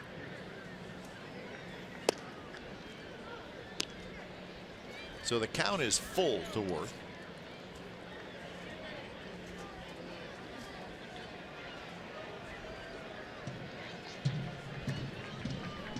We'll see if Axford does go back inside. And that one is lined toward right field. Coming in quickly is Joyce. Had it in his glove. It drops out, and Worth will limp to first base. Well, he hit a line drive after having all kinds of trouble even getting to first base, so he's going to come out. Wilmer Defoe is going to pinch run. Your attention, please, ladies and gentlemen. So that's going to be an E9. So that is error number 3 on the A's. Well, and this ball's sinking fast, and on its way down, it must just hit Joyce right towards the heat. It doesn't. It just pops out of his glove. He wasn't able to squeeze it. Hits right near the heel of his glove. And when it does that and your glove's pointing that way, it'll spit it out, which it did. So the A's now 3 errors today, 58 errors on the year. So with 1 out, here's Murphy. Curveball in the dirt. That's Defoe, the pinch runner.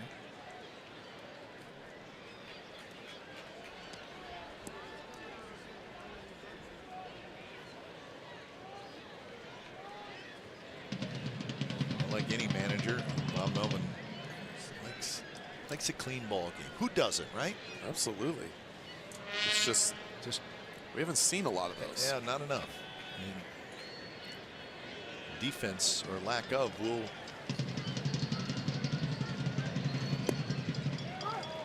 keep a clean game away from you every time.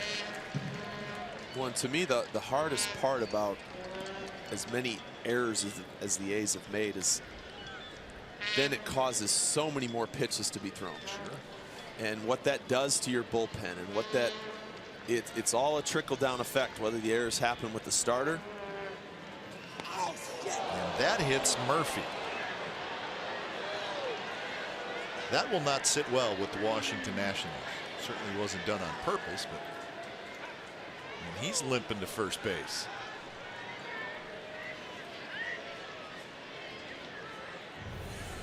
Well, this seems to get him right on the outside of the right knee. Yeah.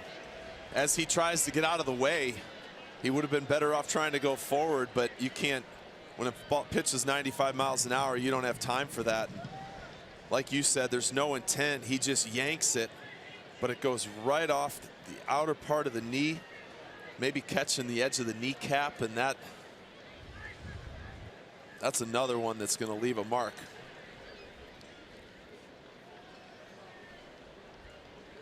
So Murphy is going to stay in the game.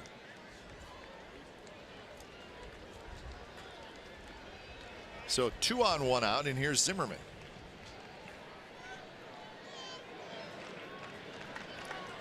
Now batting. So an E and a hit batter. There's Worth, who's going to limp back into the clubhouse. Bryce Harper coming back tomorrow. It may be day off time for Jason Worth on Sunday.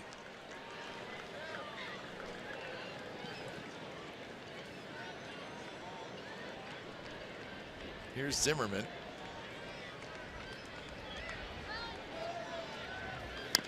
Zimmerman rolls at foul. Zimmerman today, strikeout, a single and a run scored, and then he walked twice. He walked in the 5th inning and again in the 7th. That batting average, 370 is his batting average, leading the National League in hitting. Matt Kemp is 2nd, Zach Cozart is 3rd, Posey's 4th, Freeman is 5th. Freddie Freeman, though, out. That one is driven toward right center field. Rajai Davis hustling over, and Rajai Davis is going to get there. Defoe tags up and goes to 3rd. Zimmerman hits that ball the other way well, doesn't he? I'm telling you, it's just always his approach. His approach seems to be center field to right center. And he obviously gets pitched away a lot, but he'll turn on stuff. But he generally tries to hit everything back to center field. And he has power that way, too. Well, it's working. So with 2 outs, here's Adam Lynn.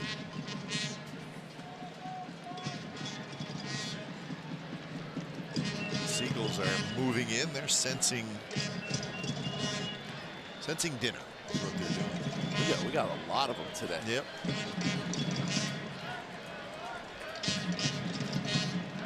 Adam Lind, a double, a 3-run homer, a walk, and a strikeout. So he's 2 for 3. It's the first pitch low.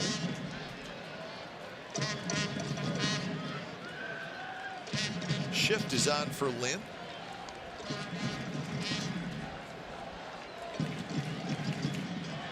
Plouffe playing right at the shortstop spot. So now the count is 2-0.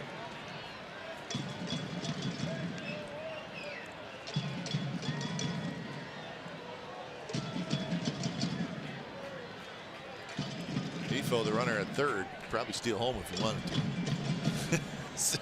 He can do whatever he wants over there. He could go halfway to home. He could go 2/3 of the way. Yep. Yeah, he could go over 2/3 of the way because you're right. Fegley or Axford isn't exactly going to run him down. No. Certainly no reason to do it, but.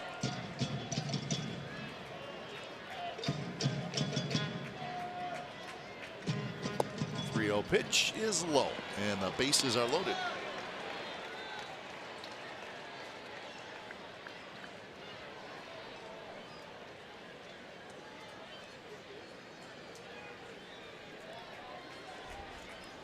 See, and here's an example Now batting. with that error. 3, Now this Michael inning Taylor. is extended. Yeah, big time extended. Now another Casillas getting up.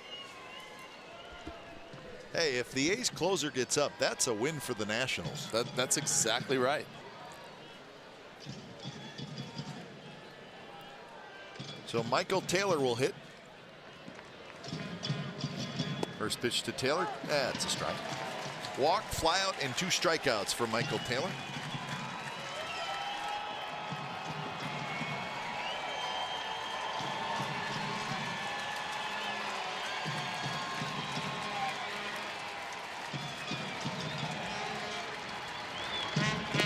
And he tried to hold up on the big curve, couldn't do it.